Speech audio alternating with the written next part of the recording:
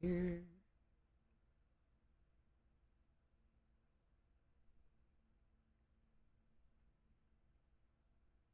Testing. Ha ha ha ha ha. Okay, good.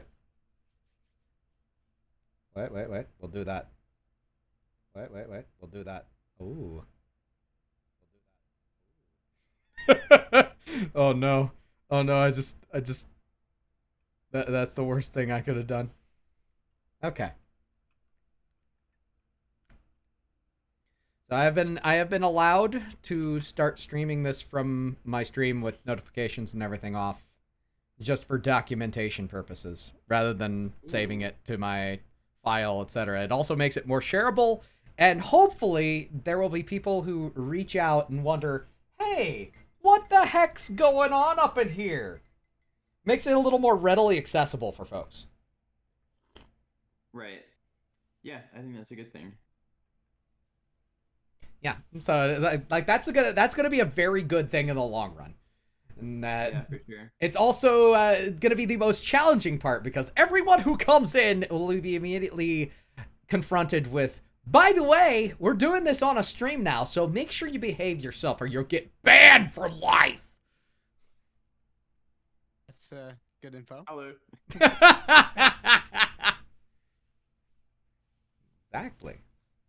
We has the Starcoin hero, someone I have met in real life. Yes, sir. One of many connections through Unified, which is amazing. Mhm. How have you been, by the way? I've been pretty good. Good to hear. Good to hear. I've been trying to like find some more gigs and stuff like that. Try to grow a little bit more. Oh, I just Uh, peeked. James bot. I just accepted my friend request. Oh! yeah, I'm trying to get like a new highlight reel because mine's a bit outdated. Constant updating of highlight reels is always a good thing. Yeah. Like there are people who do that very well. I am very bad at it. For what it's worth, I don't even have one. I need to make one. Yeah, I want to be one of the good ones. Don't we all though? Yeah. Let's see here. Yeah. Also, I filled out that like application form and they never got back to me. The you just said it. Unified or Unified. Oh, there it is. Unified. Yeah, that's the one. wait, as far as like the thing that they most recently advertised, or what are we Um, talking about? a couple of months ago, like right after the land in Springfield, I applied. Did they make like a new tweet? They are making new tweets all the time. So you definitely want to make sure that you're following them because they will update people, etc. But Yeah, oh yeah, yeah, there it is. 5 days ago, they uh nope. they will probably be a little slow to communicate until it's time for something that would be applicable. At which point they will go through the litany of things, or they'll create a new post. Let's see here. Pi R squared. How are you? How are you? We're gonna we're gonna let everybody kind of slowly trickle in. I'm assuming this guy is gonna be a quantity of people eventually here, but getting I would to hope so. getting to the main event, 15 minutes, maybe 20 minutes. But I'm throwing up a post on Twitter. By the way, we didn't get the Twitter support I was hoping for. I'm kind of. They tweeted out like 10 minutes ago. Oh, they did. I got a notification on my phone. Am I blind? Oh my goodness, I am blind.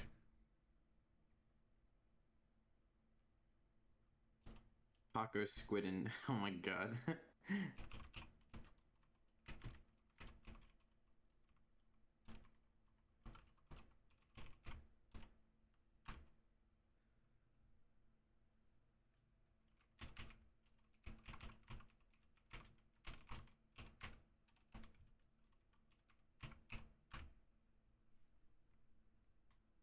Okay, there we are.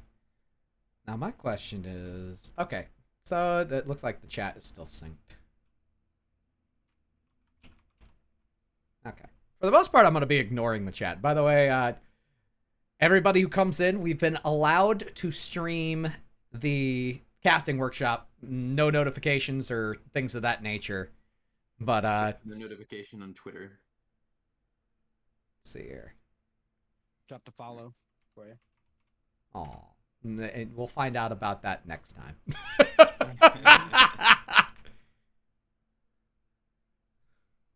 See here.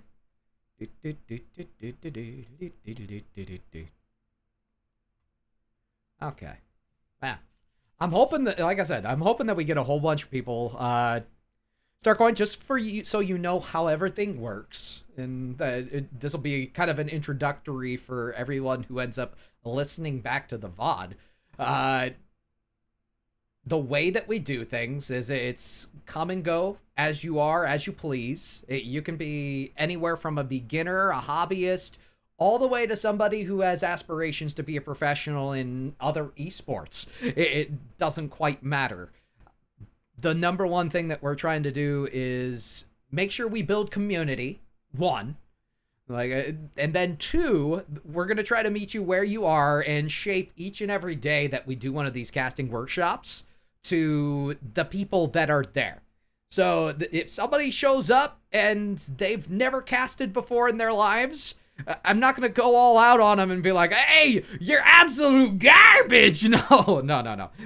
Quite the contrary. I'm going to treat them the way that, well, I would want to be treated in that moment, because it takes a lot of guts to sit around in a voice chat with folks that, well, I mean, who literally could commentate circles around you, if we're continuing with that example.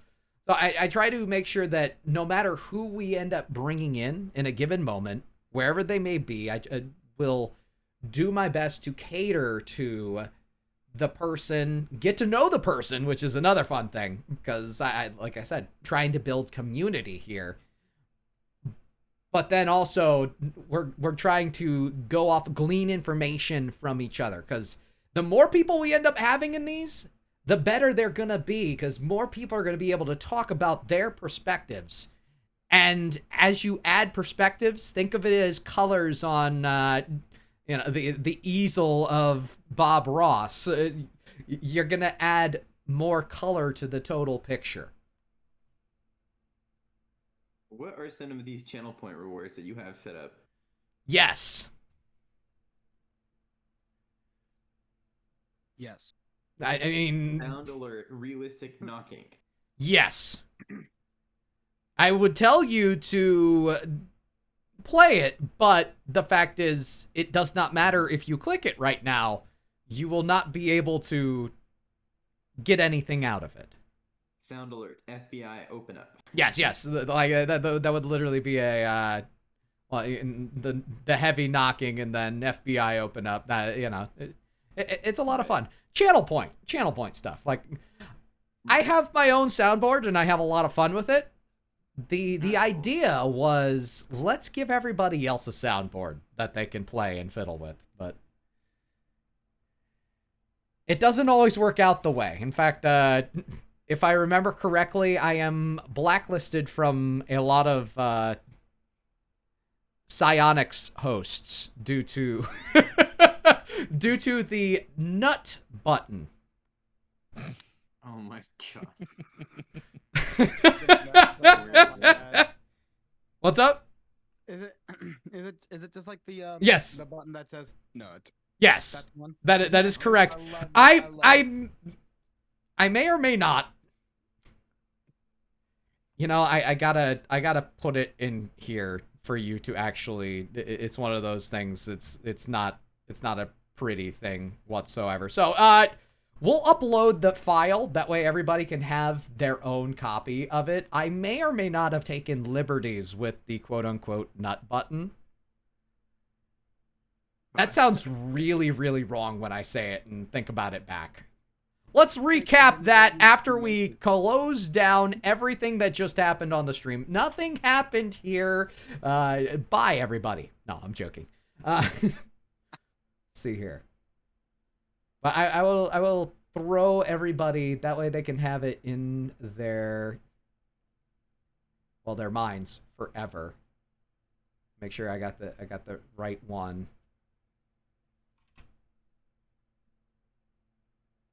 No, that's not the right one. The wrong. Yeah, That's a wrong file. Ah, there we are. Much better.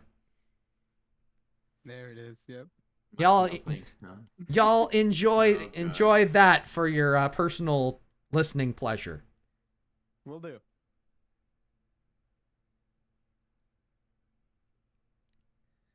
But I warn you in advance. It does not go very well as far as terms of service. It's like a little something something.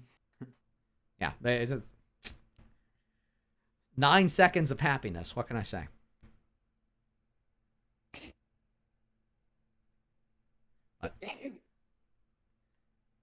But you know what?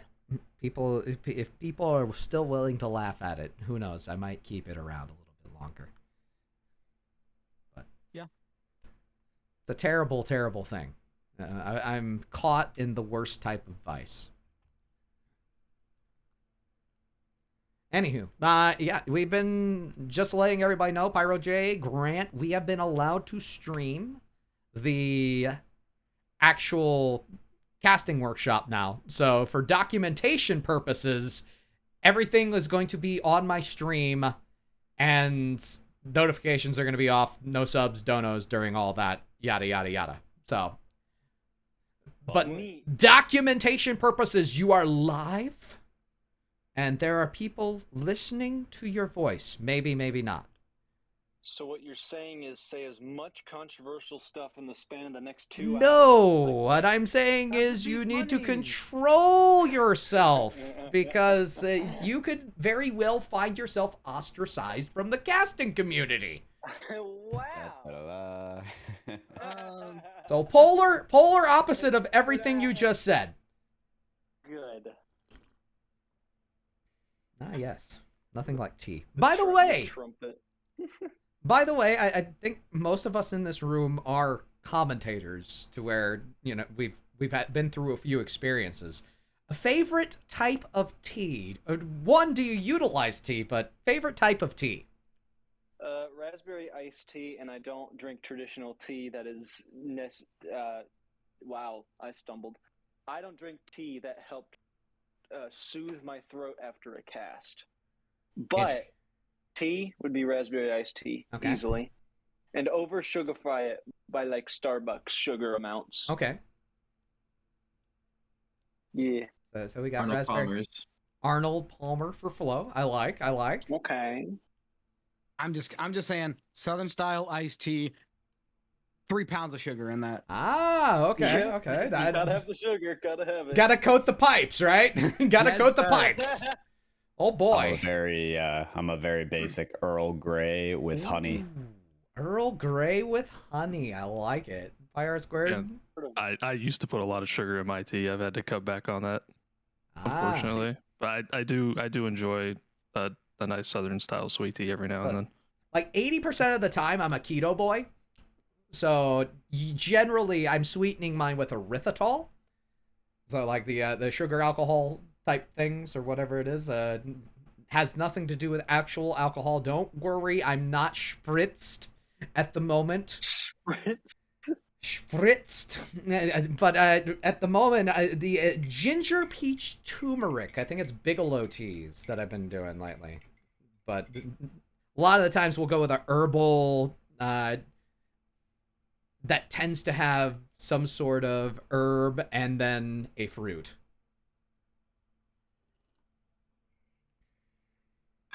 And mercy, is that good?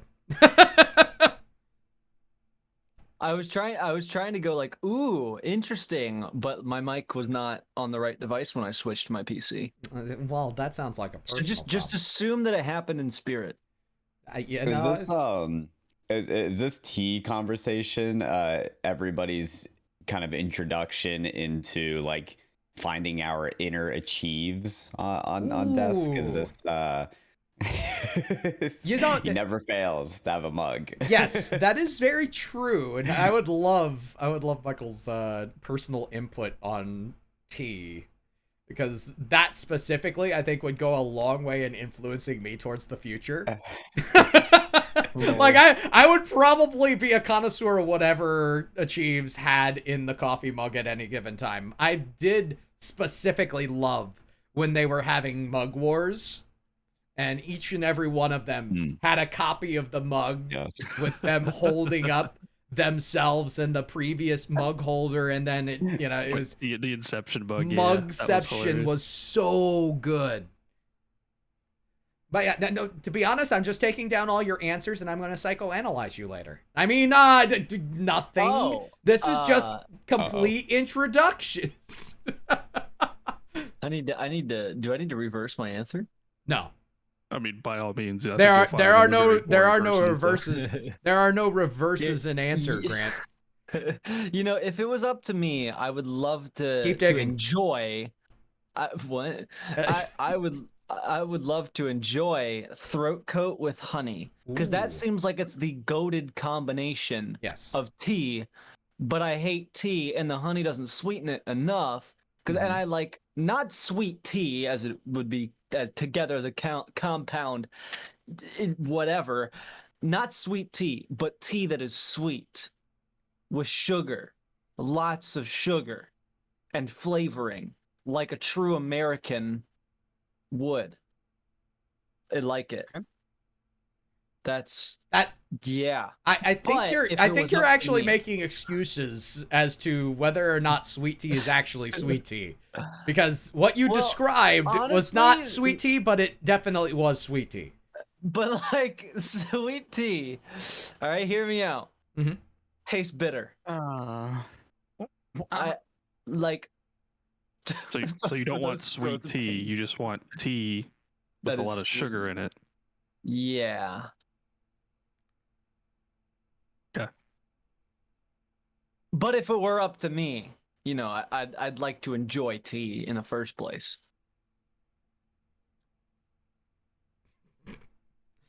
I got nothing. You found a way to make me speechless yet again. You're getting Kendo's facial expressions if you're watching the stream. Well, yeah, which is way better than anything. To be honest, that was one of the things I wanted to. We're gonna have me in the little corner right here. The best part is, I'm mobilized, so I'm gonna point things out and run across the screen like over there, over there. Oh my God. Yeah, they're gonna go over there, right here. You know, so I don't mind that, but I do not plan on making myself any bigger than this at any given time. I think you should make it bigger by just 10 pixels. Ooh. Oh, that'd be fun. Are you trying to make me break my own word right now? I think you should make it bigger by 10 pixels. Well, you know, there's a guy in the chat who made that suggestion, and I thought maybe we should just, like, you know, I will make sure be to friendly to the community and accepting of I will make sure that I will consult my doctor about being bigger, quote unquote, in the corner in the future. So don't worry, everything's fine down here. I'm not trying to compensate for anything inside of my little mime box. I would be.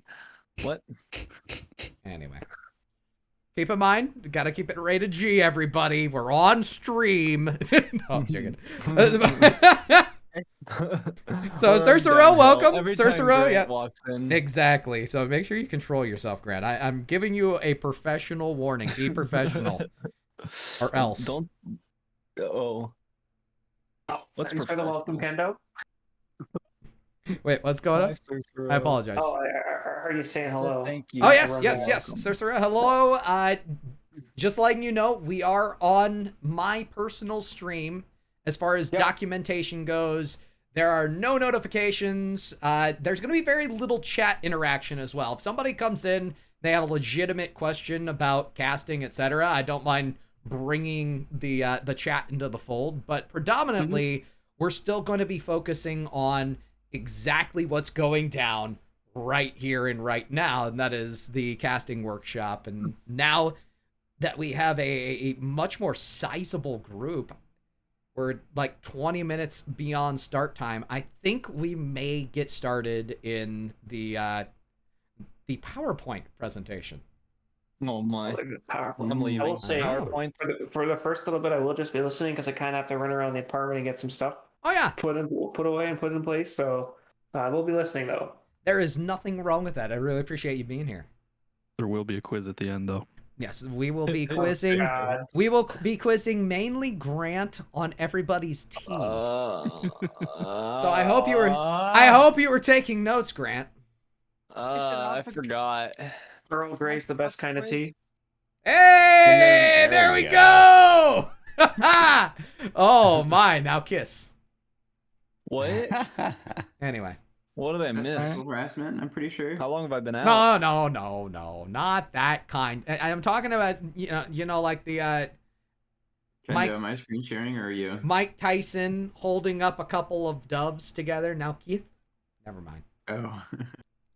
You know what's crazy? The last time I actually opened my casting notes was February 2021. No, February 21st, 2022. Well, let's see here. So I'm dusting that off. Oh my gosh, Kendo. What? I need this. This is the last thing written in my casting notes. Yes. That's getting, by the way, Grant, that's getting posted to TikTok at some point. Oh, is it really? Yeah. Yes. We'll see if we can build a small regular posting before we actually post that, because that one is a gold mine. That one's worth posting. That's a special moment on the Kendo Slice stream. Oh my goodness, I am wow. That's something. It was a very embarrassing moment for you, Grant, so I'm surprised you're not more offended by the fact that I'm planning on putting it on there. We do have Zek as well, so Zek, welcome. We are, as I mentioned before, going to be on stream today, which is even more fun. I'm going to end up documenting everything on stream rather than saving it to my hard drive, which has very little room left. So it'll be a much better way of sharing it with everybody. Also, even more accountability for, well, really everybody. So it's just going to be letting you know this in advance. You are being recorded. So don't mess up. Yep. Anyway. I'll apologize in advance for the professionalism. PowerPoint, but I'm an engineer, so you guys are going to have to humor me. Okay. So today is a very special day. We have Floms, who is both a CRL champion as well as one of the better color commentating minds that I personally do know. Flo was on the B stream for, I think it was about a whole season, wasn't it? Year and a half, something like that. Year and a half, yeah. So was a major portion that during this most recent season they cut a lot, and hoping to get Flo back on going into Summer Series and beyond. So that is the goal. That is where we are on that. Color Casting 101. One thing that I truly love about commentary is I am a proponent. I truly believe that each and every one of us has a voice. We have a perspective that we bring that is completely different to everyone else. And you'll hear this mirrored a lot of the time when you see talk or see tweets about what does the RLCS content team, the casters, the commentators, bring to the table with each and every one of the personalities that they exude. And you're going to get dad jokes from certain fathers. Subi and Gibbs are going to provide that. They're also going to provide well-grounded commentary. You're going to get the type of in-game color presence from Turtle that no one else is going to be able to bring. Maybe James, but James is more of a play-by-play extraordinaire, one of the higher levels of experience behind James, given that over time, James has been the one that almost never has fallen off. You get the same exact thing from Shogun. Just a consistent presence on the play-by-play side. The approach that Achieves has to color is just as unique and separate from the rest of the casting group as Jorby's hype smithing is on the play-by-play. Nobody else has that. Nobody else has that approach or that perspective. And it's the intermingling of two people's personalities, sometimes three people's personalities, as we are growing the casting world. Those live events with three people, just nutty to me. But for the sake of learning, we'll keep it to two, because it can get a little bit messy once you go over two. But it's the intermingling of two different perspectives.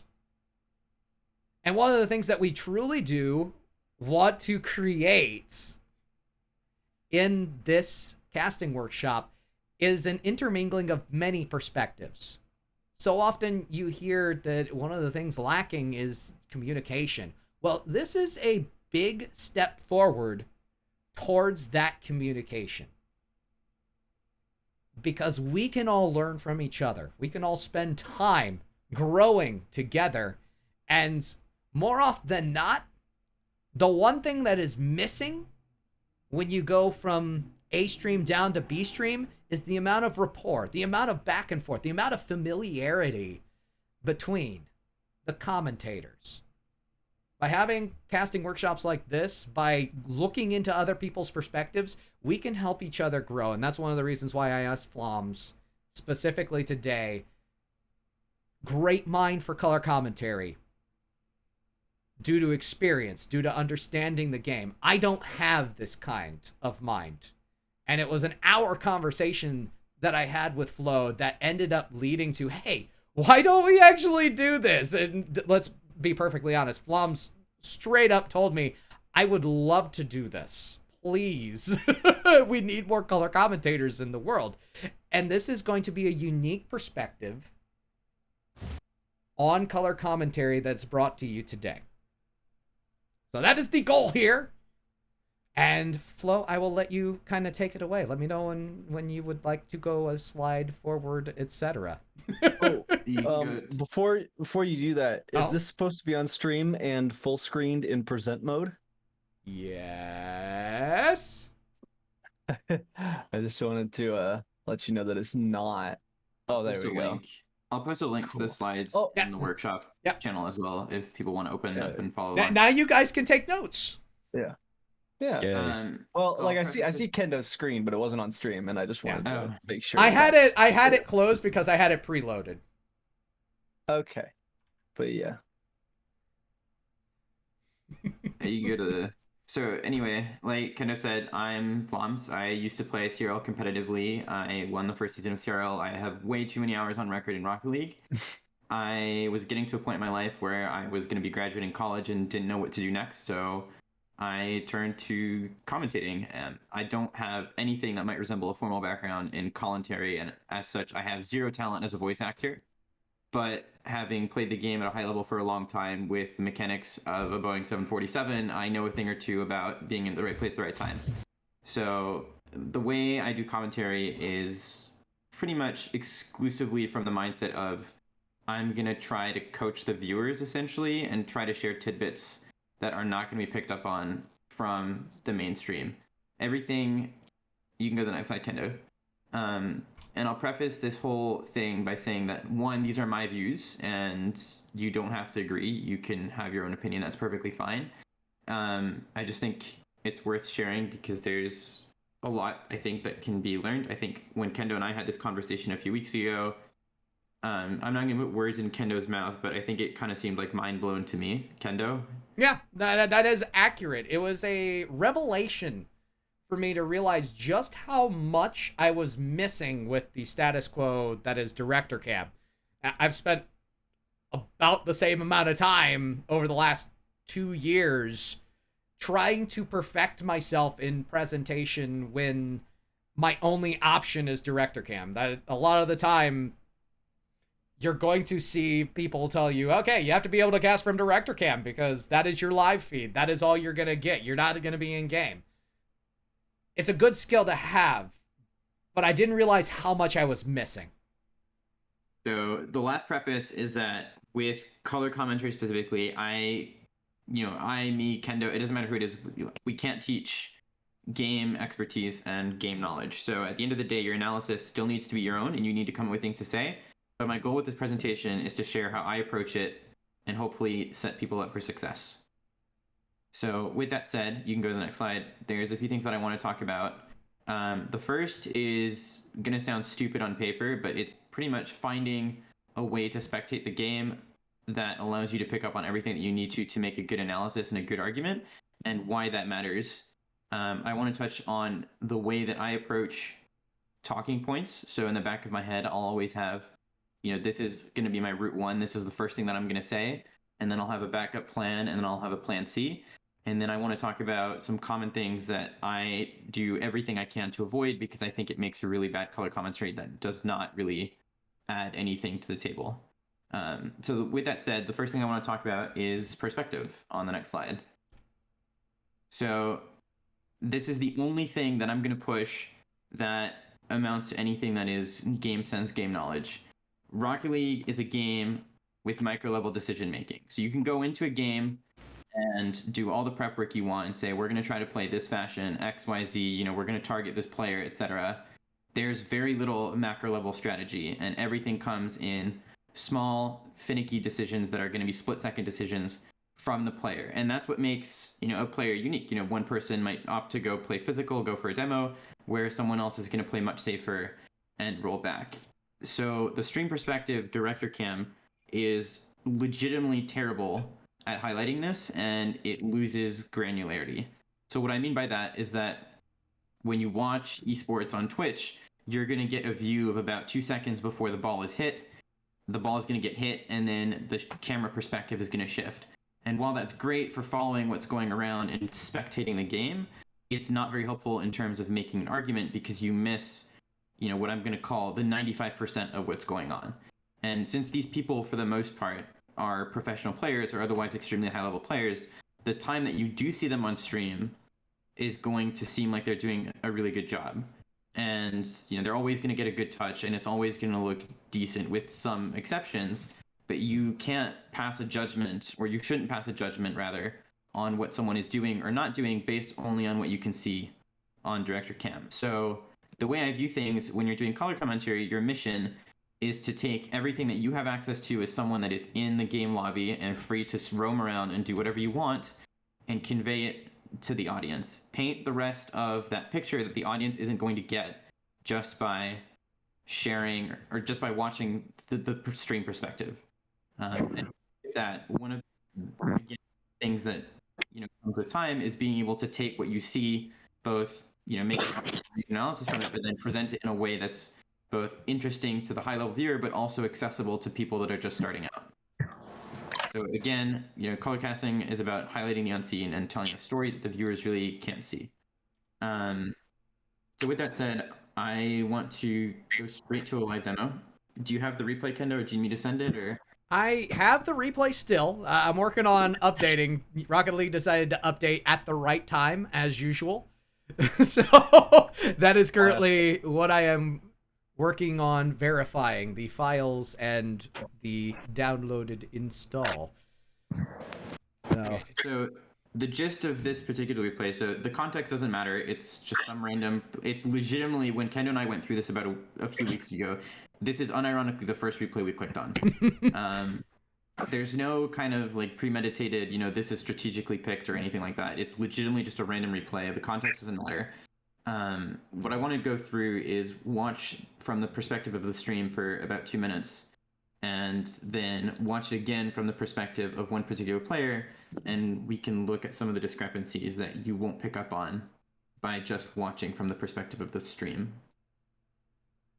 And we are working on loading that up right now. Guys, in the meantime, has anything I said confused anyone? I hear you loud and clear. And again, I'm sorry for the PowerPoint, but I'm an engineer during the day, so you guys will have to deal with it. I think the PowerPoint's very informative. How you doing, Daz? I'm well. Good to hear your voice, man. When is it not? Let's be honest. Oh no! It was the voice chat update! What am I gonna do? Grant's had a tough run at it. Yeah. So it seems to me like a conclusion that we can already draw is that your claim is every action has cause and effect. I assume I want to know if A, you would consider that to be accurate, and B, I guess there's going to be examples here, but how you can expand on that point currently without this replay coming up. So the biggest thing that I want to push off of these first slides. So yes, I think everything has a cause and effect. And as the person in the background, that's your job, is to draw a conclusion as to, okay, well, this was a smart decision for XYZ reason, or this was a bad decision for whatever reason, etc. The biggest thing that I want to push is don't color cast from director cam. It doesn't matter how you choose to do it. I'm going to share how I do it over the course of the next few slides, but as long as you are not watching from the perspective of the stream and you can keep an eye on what different players are up to, why they're doing it, what the train of thought might be, etc., then you can really take it in any direction you want. And there's a lot of different styles of color commentary where my background is, pretty much exclusively playing. Like I said, there are other people like Achieves, for example, who are much more, I don't know, I guess psychological, mindset kind of thing. And, either way can be really effective. I think you just need to be able to set yourself up for success. Awesome. Thank you. Yeah. Okay. Okay, you can skip to after the orange goal, I believe. Let's see here. I'm hoping that this is the correct one. I couldn't remember exactly which game it was, but I know it's the correct series. Okay. So just after the orange goal? I think so. Oh, my Rocket League is also updating. So I'm gonna I think we want to just watch this from. Maybe it's after the blue goal. I don't know. I forget. I think it's the blue goal. Okay. We can just watch all of it, and then it's like 5 minutes anyways. It's not a big deal. So I'm gonna be quiet. Just watch it. Can you pause for a second, Kendo? Yes. So I'll be quiet. I think the biggest thing. So I think there's a couple sequences over the next 2 minutes of gameplay where there's one particular individual that I'm not going to name yet that does what I think is a really shoddy job. And when you go and watch it from that player's perspective, it becomes pretty obvious. But I'd like you all to sit down and from director cam, see if you can figure out who's doing what I would consider kind of a shoddy job.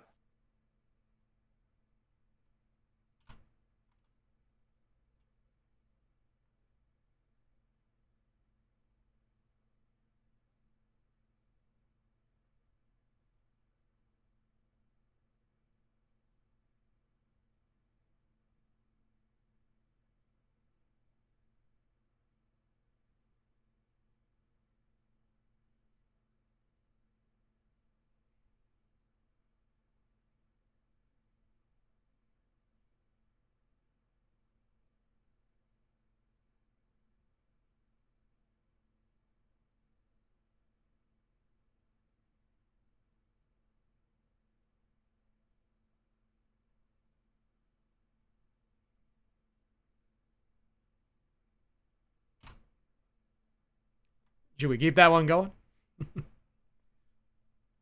I have a guess. You can keep it going for like another minute or so. That way, I'm opening Rocket League on my end to make sure I can find it real quick. But yeah, the clip that I was looking for. I currently have it on game 1 of that series. I couldn't tell you whether that's the right game or not. I have one replay on my computer that we used. Aha.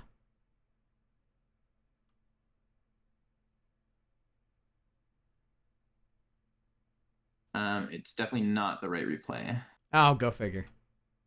The one that I have has 3 goals in it. That's why the timeline looks weird. Oh, this one has 3 goals as well. Yeah, it's not that one though. It's 2 orange goals, 1 blue goal. Ah, okay, that eliminates a lot. So if that is the case, oh wait, no, that was oxygen. My bad. So Grant, which pro was not playing up to your standards? Well, my standards are pretty low. Forbidden Temple? But Yeah, yes, that's the one. Okay. We'll get there. So we'll get there. Watch I'll after the verify. second blue goal.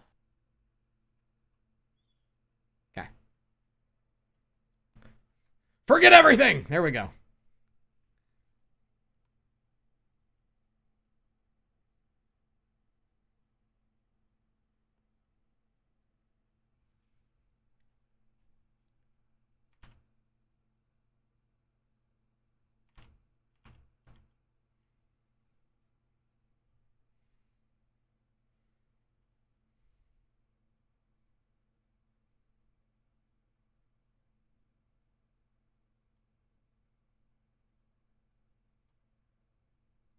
Oh, Garrett is so good.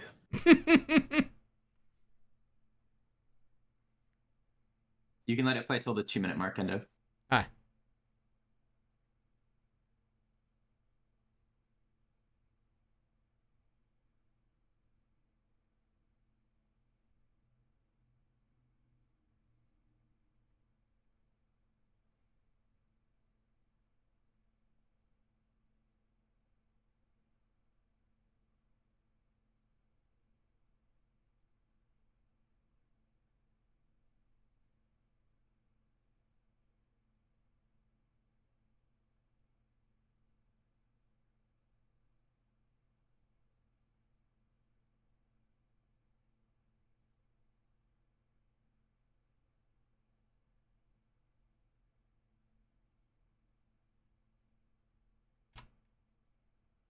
Okay, so before we watch it again, does anyone have a guess?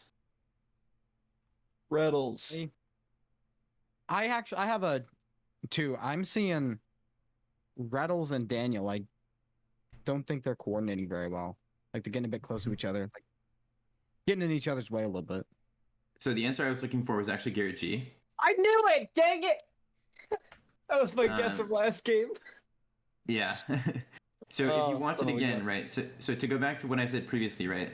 The director cam shifts around in a way that's really unfavorable to you as a color commentator.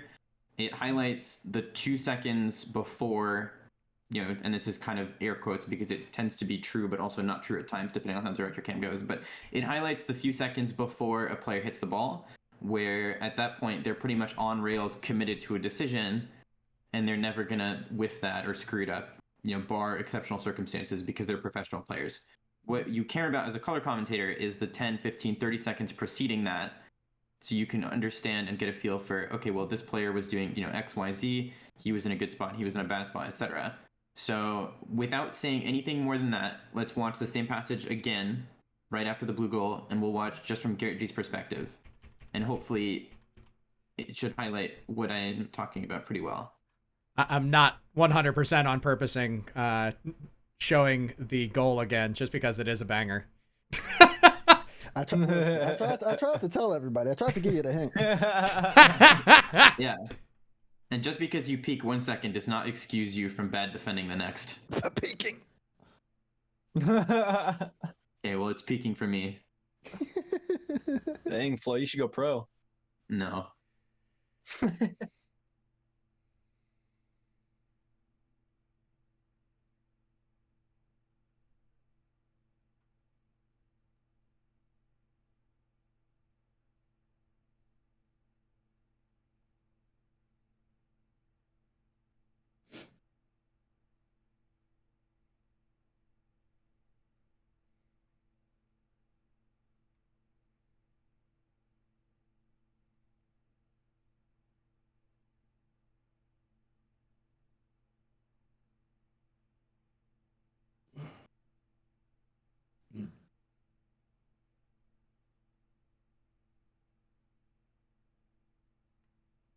Okay, you can stop it, Kendo. So that's the exact same clip. The only thing that's different is the perspective. But when you watch it from here, right, so what I saw is Garrett falling up behind his teammate and having to turn back and then recovering off the backboard and getting it out. he made a few touches that were enough to get himself out of trouble, but he never really made like a meaningful contribution to his team in the past like minute of gameplay. But if you're watching from the director cam, you would never know that because the only time you see his camera perspective was when he's about to hit the ball. So where I'm going with all this is, again, I don't think it matters how you choose to do your color commentary and where you choose to observe it from. I think the only wrong answer is to watch it exclusively from the stream's perspective, unless you're in a position where you absolutely have to.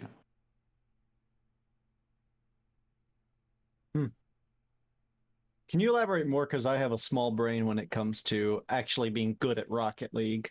Can you elaborate why none of his touches are contributing positively or effectively to his team? So that's the one thing that's really difficult. A lot of that will come with either practice casting or playing or both. Can I say something here? Go ahead. Yeah. Okay, sure. So start the replay. Can we go back a few seconds in the replay to where we'll start right when Garrett starts looking shaky, where he's really close to Justin in the bottom right corner. And then we can just kind of talk about his touches, so to speak, there from there on in. Okay. Now, again, I do agree with Flams on not watching Director Cam all the way, because that is definitely it's good to, if you're on a good broadcast, back one more. Rock on. If you're on a good broadcast team, you'll have a feed of what the stream sees, and then you'll have a feed. You'll have the in-game feed. If you don't have two monitors, I would strongly recommend two monitors because that is super good. But the thing is, of course, you want to take glances at the feed that the stream sees, especially if you can see all the players' boost meters at the same time, because that's really good. But to go back into your play, stuff like that helps with figuring out if touches like these are good or not. So we are working with like a little bit less information, but at the same time, okay, hold on. One sec. At the same time, that context will be important here, but still you can still kind of get a gist of what's going on here. So hit play for me and pause right when Garrett's into the corner. So in this moment, you see Justin and Daniel going for a 50, and Garrett's moving at supersonic speed towards the ball. Now, keep in mind, Squishy is rotating back if you paid attention to like where he was on that last play. So you know that Squishy no one's really technically in net right now.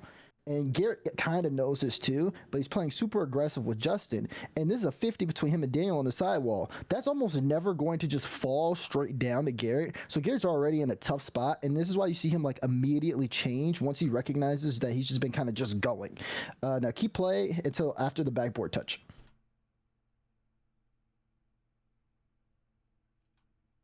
Okay, so if you kind of notice during that play, the 50 goes up to the ceiling. Garrett immediately has to correct. And then again, you can even see Squishy still rotating back in. So Squishy's not set on defense, and Garrett's just getting a touch to stop a shot from coming in. This doesn't help NRG out tremendously, because if, let's say, Garrett just came and he rotated straight to backboard, or really just even back post, so to speak, he could have driven up the back wall. Then he could have controlled the ball and air dribbled it out, or even kind of set up a play where he could have boomed it off of the sidewall to Justin on the right side of the field after the 50-50. But instead, he has to make up for his own mistake and get this light touch, which now throws him a little bit out the play. Squishy is now also playing savior mode, and Garrett also just wasted 50 boosts when he had 100.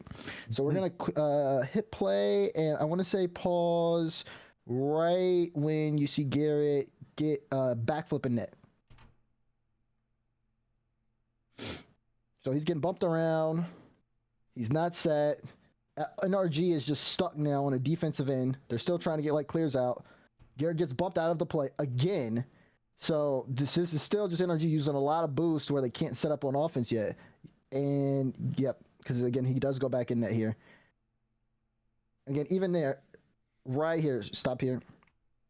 So right at this point, again, there hasn't been any consistent offense. SSG is maintaining all the pressure, and NRG are just trying to control something. They're trying to get some type of control here. And none of the touches that Garrett's made have directly contributed to that.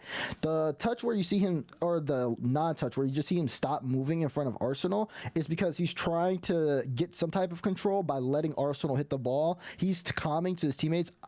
I'm forcing, and forcing means I'm forcing him to hit the ball over my head to you so you can do something with it. But this is still all SSG's control, and this is NRG right now just stopping them from scoring while SSG have all the pressure, are in their own half. SSG are trying to still boost. They're trying to demo and bump out. You saw Garrett get bumped out of the net. This is not what NRG wants, so to speak, but they're just barely keeping this game tied. And of course, they end up losing this game. But and then let's go back to the last touch that Garrett makes when he air dribbles it out. SSG should have scored on. No. I'm sorry. Not back forward. Squishy gets that. And then on this play, Garrett G literally uses all of his boost. You can pause here. Garrett G literally uses all of his boost to clear the ball out, but it does nothing. And now he has to go back and get more boost. None of his teammates can make a challenge on the ball. This is SSG's ball to play with as much as they please. Reynolds has so many options here. He can go off the ceiling. He can try to pass mid. He can leave it for Daniel.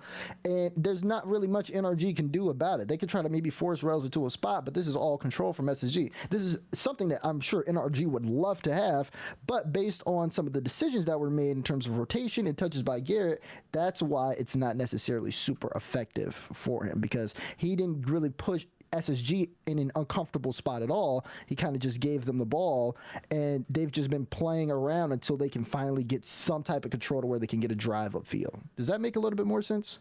Absolutely. Yeah. And I'm not saying that in the caster sense, but yes, it does make a ton of sense. That's great insight, Daz. Appreciate it. Yeah. It's really not like Flams is right. Like sometimes, like doing that, getting those breakdowns comes down with time. Like, I obviously have been like casting a long time. I've been playing with a lot of players, so like for me, I've had a perspective on that, and I listen to their comms and stuff.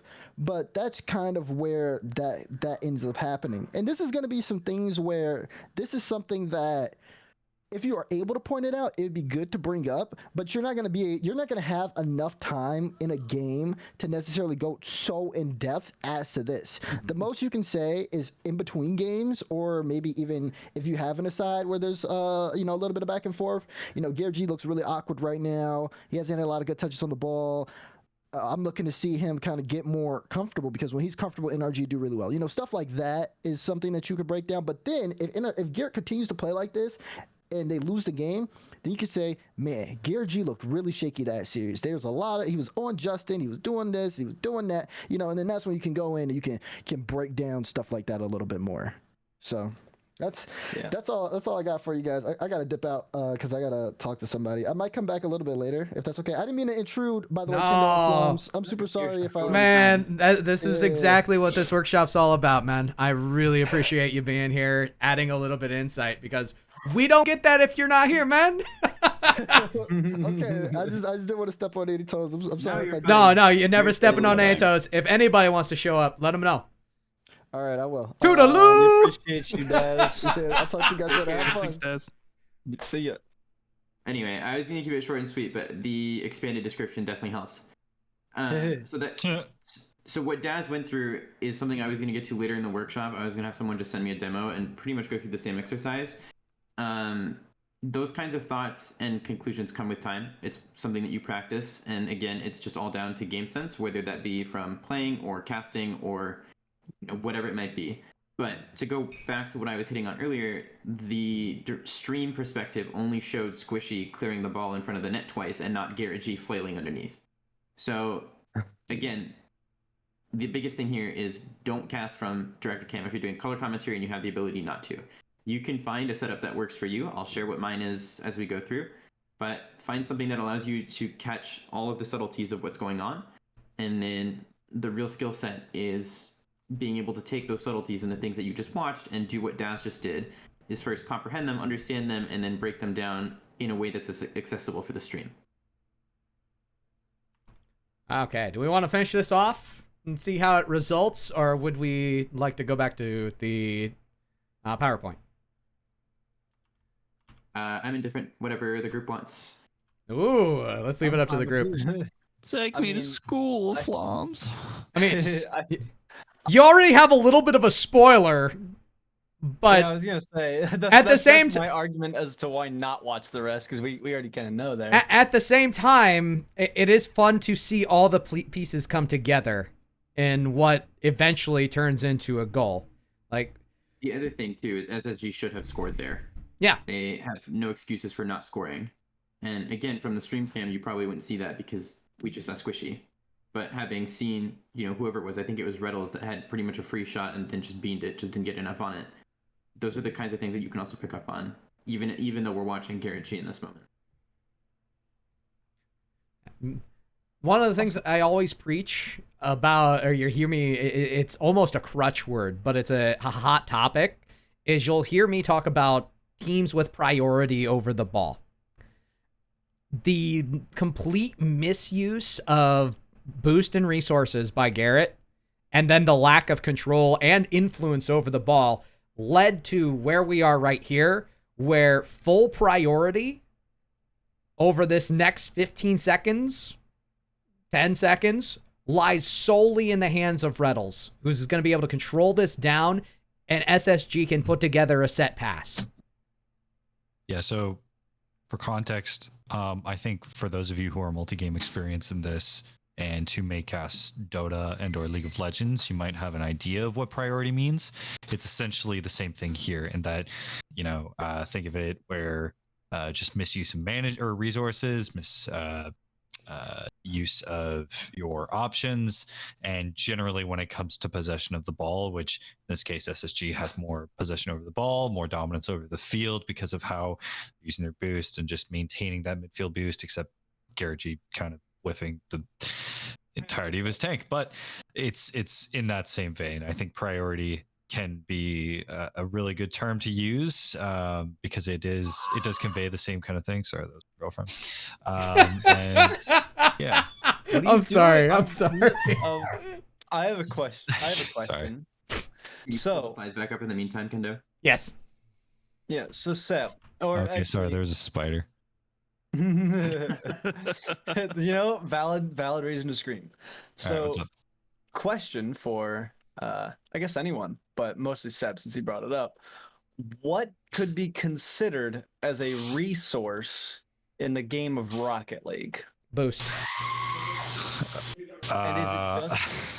I usually sorry, I I think because my girlfriend is vacuuming a spider. I think Flo and I can answer that. But primary resource would be boost, but the secondary resource, more often than not, is positional control. Right. Mm-hmm. Because once you actually have both the boost advantage as well as possession in a dangerous confine, in an offensive set, you have the predominant priority. And whereas, say for instance, League of Legends, you can out macro yourself and outplay 5v2. I can actually pop up Danny doing the 5v2 or 2v5 pentakill in from EG in the most recent North American side. We should do that. Yeah. Whereas in League of Legends, you can macro, you can outplay somebody. It's, again, micro. It is all things that split-second decisions, and there is very minuscule amount of outplay. So once a team has predominant pressure and priority over another team, something needs to happen in order to stopgap that. Otherwise, they're just going to they're going to continue to get shelled. I think to go with that, I'd also people will always say, oh, well, this is a good position to play on the field, and they'll put like an XY coordinate on it. Your car's attitude and like what you're suggesting to both the other team and your teammates is really important as well. But in terms of like expendable resources, in my book, it's pretty much boost and whatever momentum you're bringing to the table. Yeah. Anyways, can we go back to the slides? Yep. I do have a different take on resources though, just because I forget where exactly I remember hearing this. I think it was Hevpert, maybe back in the day, like the lights out manuscript. But I think their approach to Rocket League was considering 3 resources, so boost, ball possession, and then timing / space.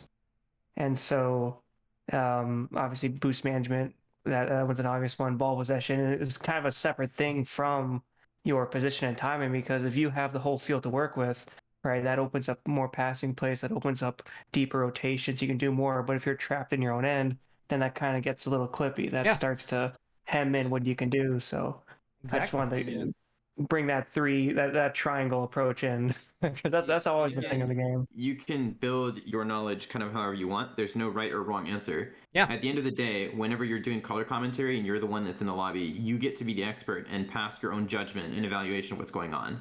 And no one can tell you that you're wrong because you're the only one that has the knowledge. Yeah. So with that said, okay. Go ahead. Oh, go ahead, Grant. I was gonna say, sorry if that sounded rude. I didn't mean to. You're fine. No. So where my answer was obviously boost. We get that.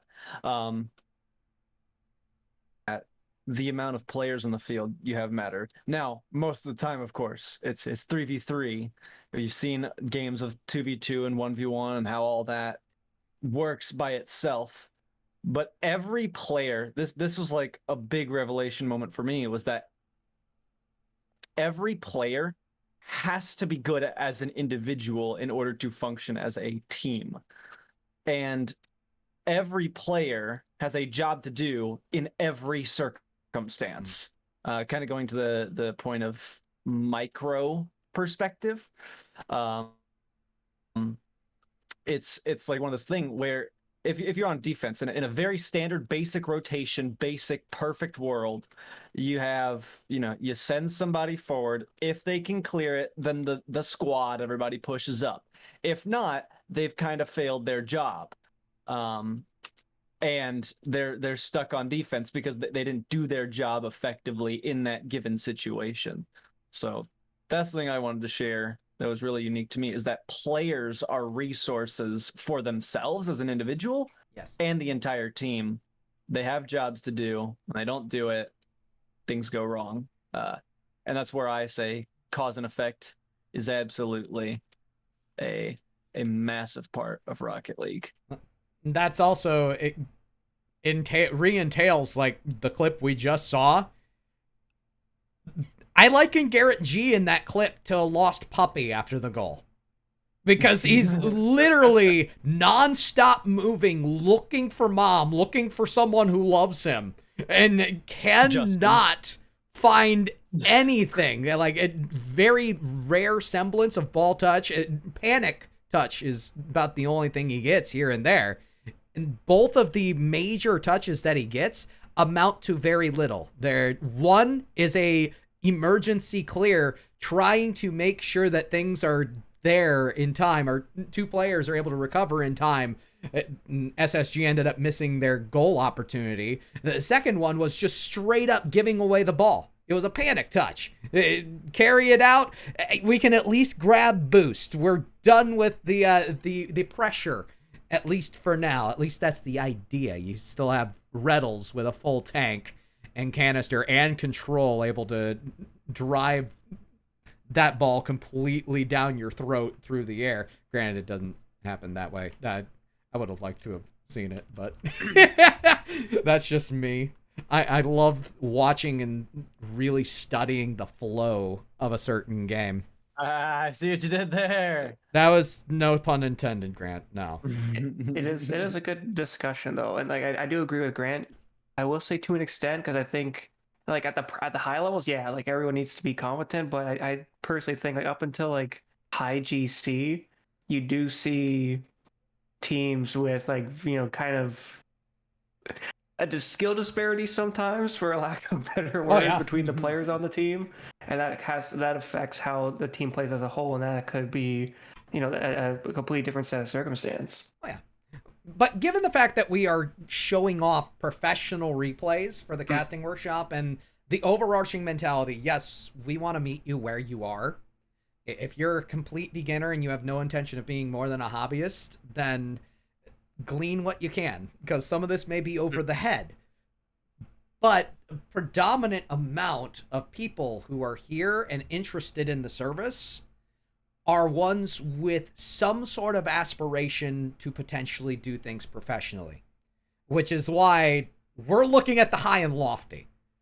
Right now, we're looking at NRG, SSG, the main stage. We just saw Garrett go clip man on the SSG defense and tie everything up, but he looks like a lost puppy over the next minute and a half.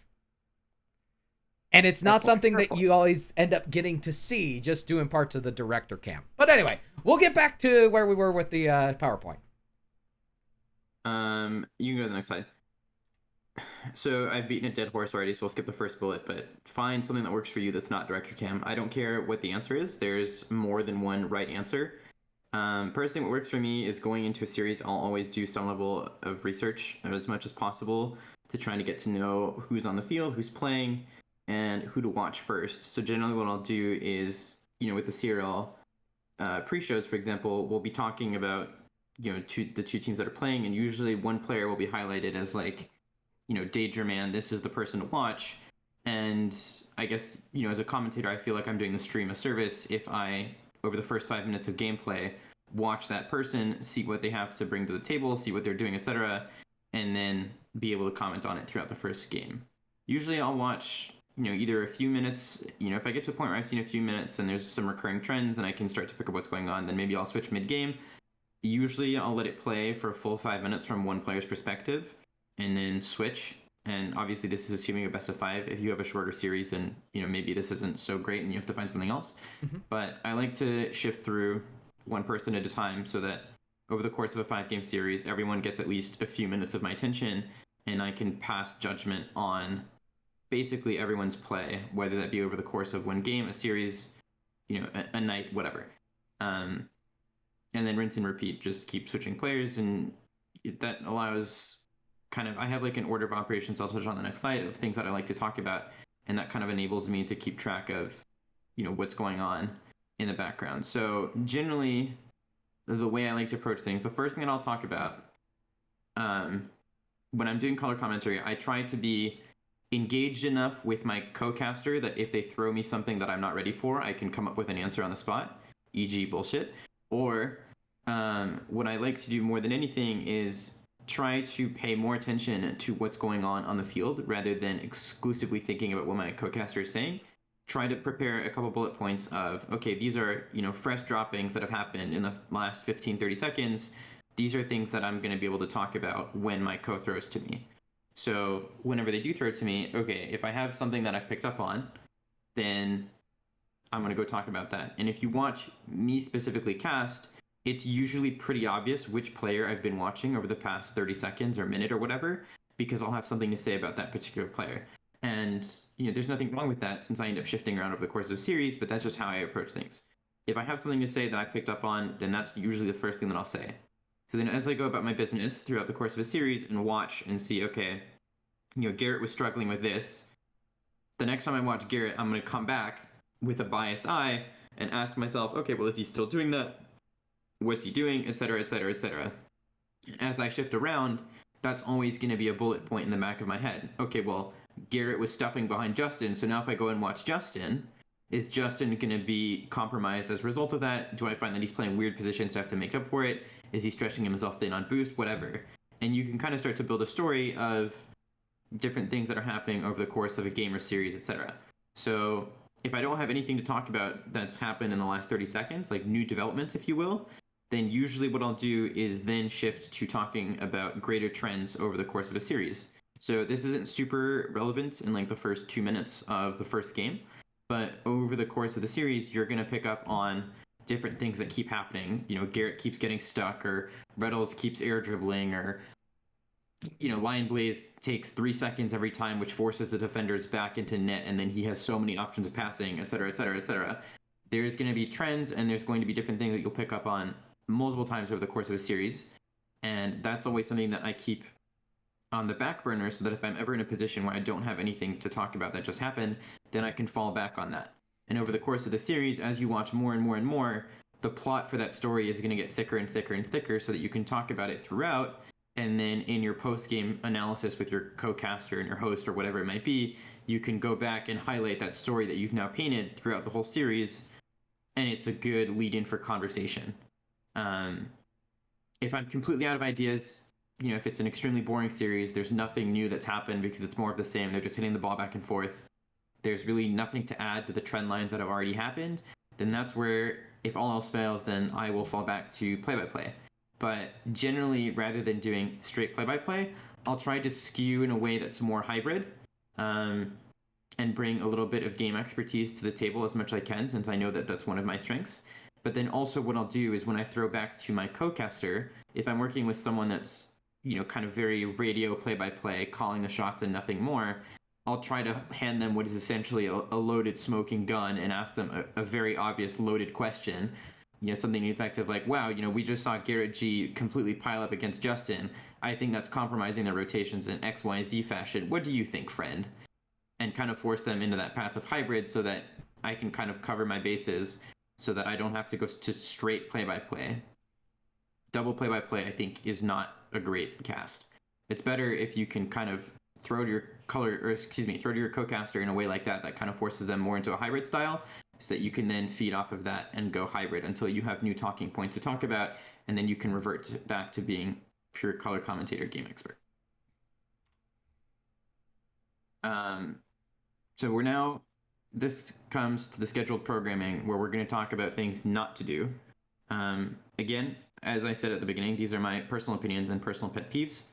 The biggest thing, if there's any one thing to avoid, and this is the absolute cardinal sin, when someone scores, the only thing that you should pretty much never ever do is play-by-play the goal that just happened.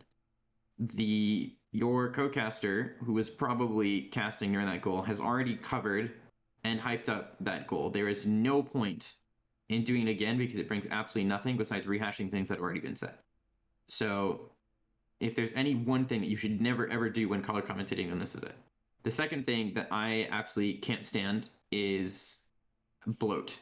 And when I use that term, I'm talking about commentary that is kind of sort of ish color, but it's mostly, like very mediocre analysis or color commentary that's been disguised by a really good voice act performance or otherwise a really convincing delivery.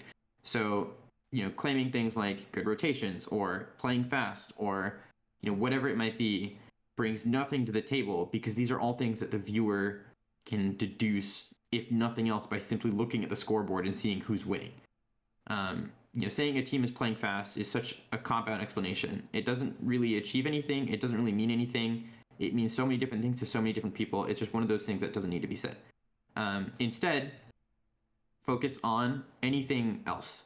So again, with the mindset that the stream is only going to see the few seconds that leads up to a goal, you can focus on the 15, 30 seconds before, right? Why, with the expectation that the player who's shooting is in a position where he's going to score from, right? He puts himself in a position where a professional player should be scoring, rather. How did they end up in that position? Was there an infield pass that didn't really get the attention that it needed on the stream that you should call out? Was there a mistake by the defense? Was there a demo? Was there boost starving? It doesn't matter what it is, but there's always stuff that's happening in the background that you can talk about instead of falling back to either recasting in a play-by-play style a goal that just happened or falling back on, generic explanations that don't really mean anything. And it's not something that's easy. It takes time, especially because over the course of like 10 seconds of a goal scoring, you need to prepare something to say during the replay immediately after.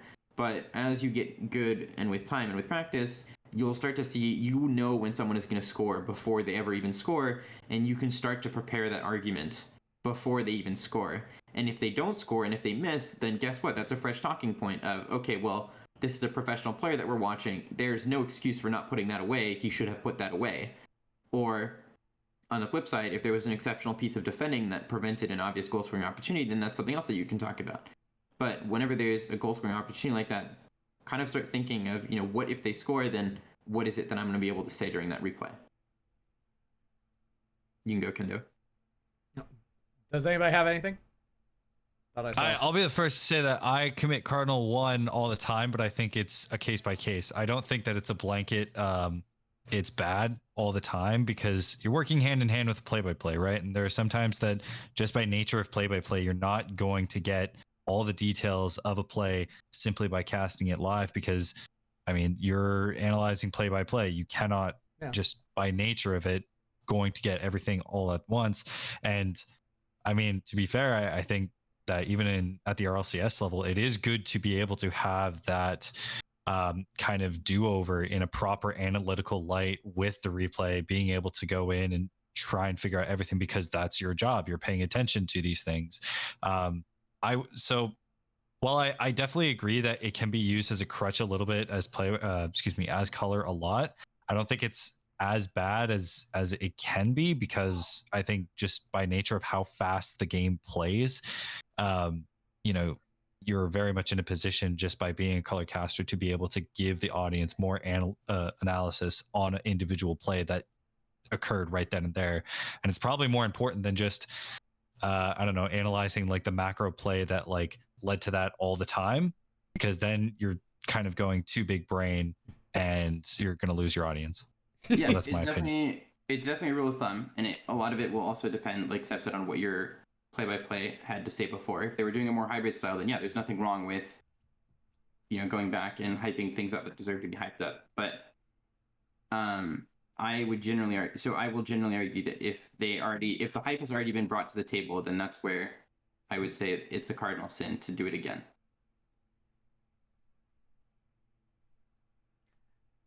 I do want to focus a little. Go ahead.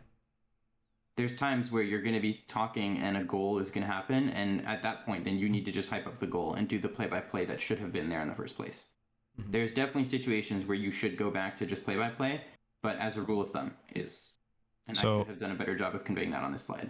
So what, for example, would an example look like if a play-by-play is bringing the hype, right, and is putting in like the hype for an individual play?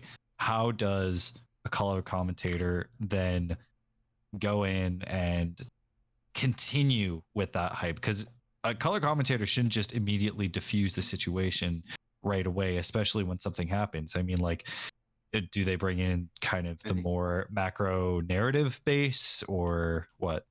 I think that comes down to your own style. I don't think there's a right answer or a wrong answer to that. Okay. And again, I tried to preface this going into this presentation, but these are all my takes. Yeah. You don't have to agree. This is just the way I interpret things. And as a commentator, I'm very, very technical leaning. I have absolutely no talent in voice acting. The only thing that I'm good at is breaking things down. So, take that for what it's worth.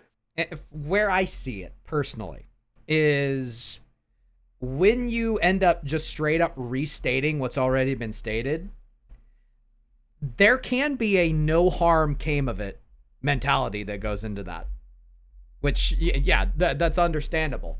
It's the opportunity to elevate the call to the next level by bringing a different perspective. Like, I've always looked at the play-by-play versus color commentary relationship in the form of a drawing.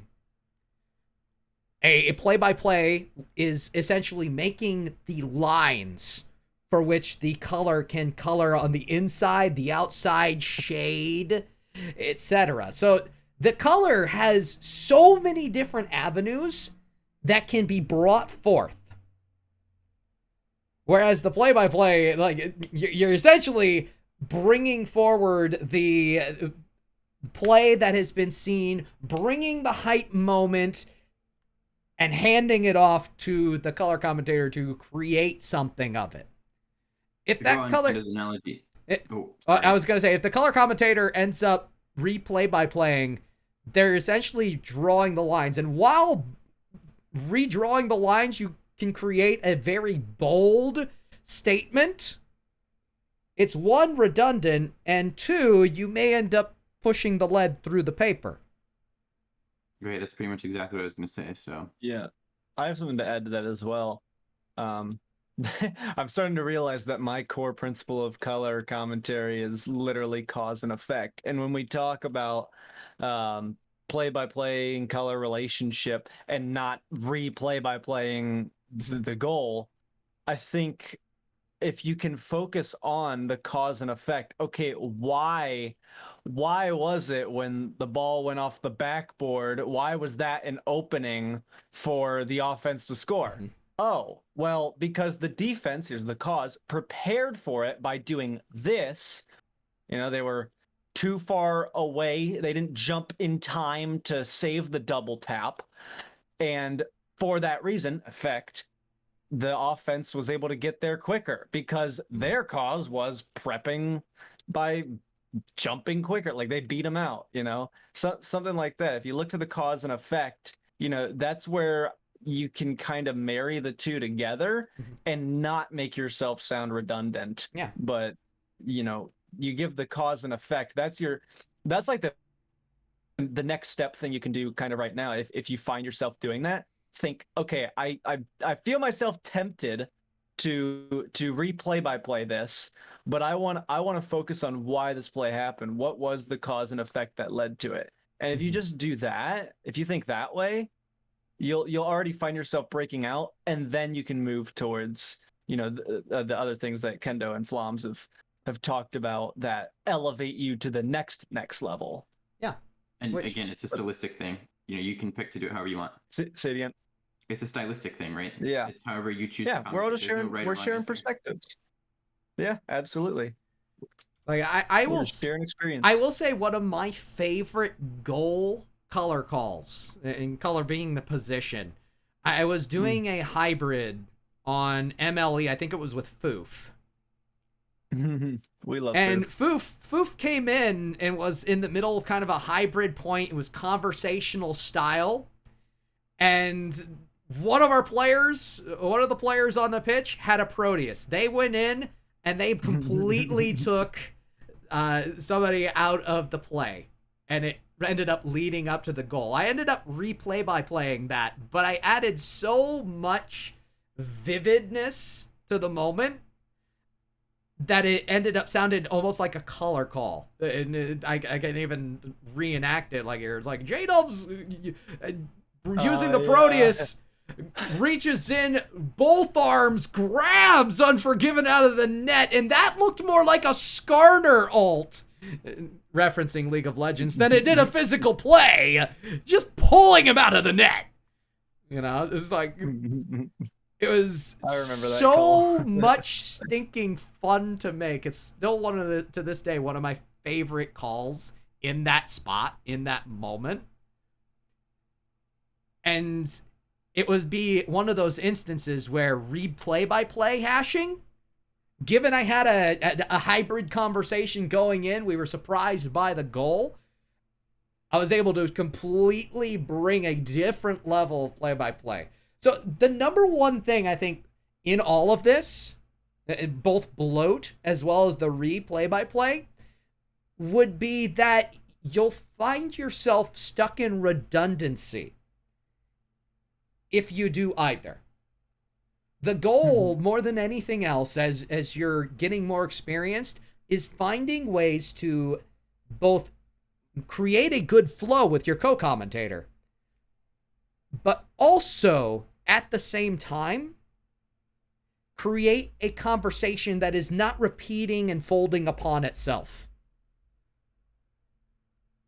So regardless of if that's a hybrid on hybrid cast, whether it's a play-by-play versus color cast, creating new avenues and angles, regardless of role, is the most important thing that a commentator can do, especially in an esport or a sport where what you are commentating is already visible in front of you and already visible in front of the person who is watching it.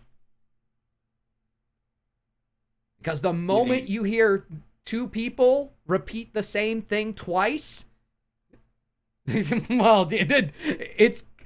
I don't know if anyone has a mother who repeats themselves multiple times. But I have parents who are very guilty of that. And I hear the same, son, you didn't change your underwear. 2 minutes later, son, did you change your underwear today? I'm being ridiculous with my example. And I'm also throwing both myself and my mom under the bus, all in the same process. Love you, Mom. Happy Mother's Day. But in that repetition, you lose a freshness that you could have had if you would have continued to keep things on the know, continue to advance the narrative. So that's what I think the true goal in avoiding bloat would be. It's like, try to avoid restating the play-by-play if you can. Like, there'll be times where you have absolutely nothing, and restating the play-by-play, unless your viewers are all extremely experienced casters, you're probably not going to hurt anybody's feelings. But yeah, go ahead. Sorry, Flo. Go ahead. We've stolen enough of Flo's thunder. It's fine. This comes from my perspective, where I'm like legitimately a color commentary one trick. Like, there's almost no scenario I would ever want to be put in where I would have to replay by play, because I know that I'm not good at it. Yeah. But I also do look, when I analyze folks, and this is just a little bit of insight into how I go through and I bring myself to assessing where someone is in their commentary life. One of the major things that I'm looking for is, if you're in a color commentary role and you're a hybrid role, how do you approach your timing on goal calls? And what are you saying? Are we seeing repetition? Are we seeing an advancement? How frequent are you in any given thought? So those are some of the things that I personally, as someone who would be a quote-unquote talent scout, would be looking at. Because you're, more often than not, the folks who are newer, they're going to be much more apt to, double up the play-by-play. They're going to be much more apt to putting out general statements about rotations or quick play or whatever it may be. General statements that don't really add to the conversation. So I notice some little things like that as I go throughout. So it does not affect 95% of the viewers if you end up replay by play. But at the same time, you elevate your cast to a different level anytime that you're able to avoid redundancy, one, but two, elevate the conversation that you're having with your co-commentator. Are we good? Anybody? Yeah. Anybody? Anything? Because keep in mind, this is a conversation. I mean, we've already had DeBabberin in here, bringing us some insight that I did not expect to be in here today. Like, that's gonna be the highlight of my entire week. Daz just showing up out of nowhere and being able to drop a knowledge bomb on all of us. Was pretty great. But anyway, anybody at all? Anybody with an opinion? Anybody want to continue the conversation? And then, okay. Well, next slide, I guess.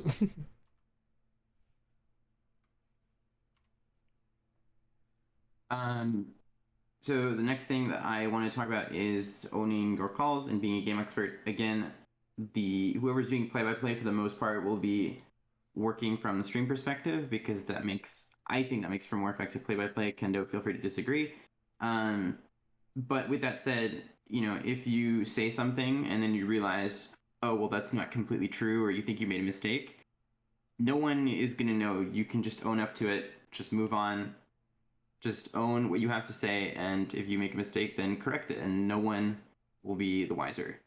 And this is the last thing, that is something that I tried to touch on a little bit earlier. If you're in a position where you're doing mostly, exclusively color commentary, and you need to fall back on play-by-play for some reason, then, try to leak the game expertise that you've accumulated over the course of a game or series into that play-by-play. It will make for generally more interesting play-by-play, I think. It also, again, is very situational. If you're working with someone that's doing a much more hybrid style, then maybe not so appropriate, and you can kind of play off of the style that they're going for as well. But if you're working with someone that's doing, more like radio style play-by-play, then this is where I think having that level of game expertise is important, as you will essentially be responsible for being both the game expert for yourself and during the cast, the game expert for them.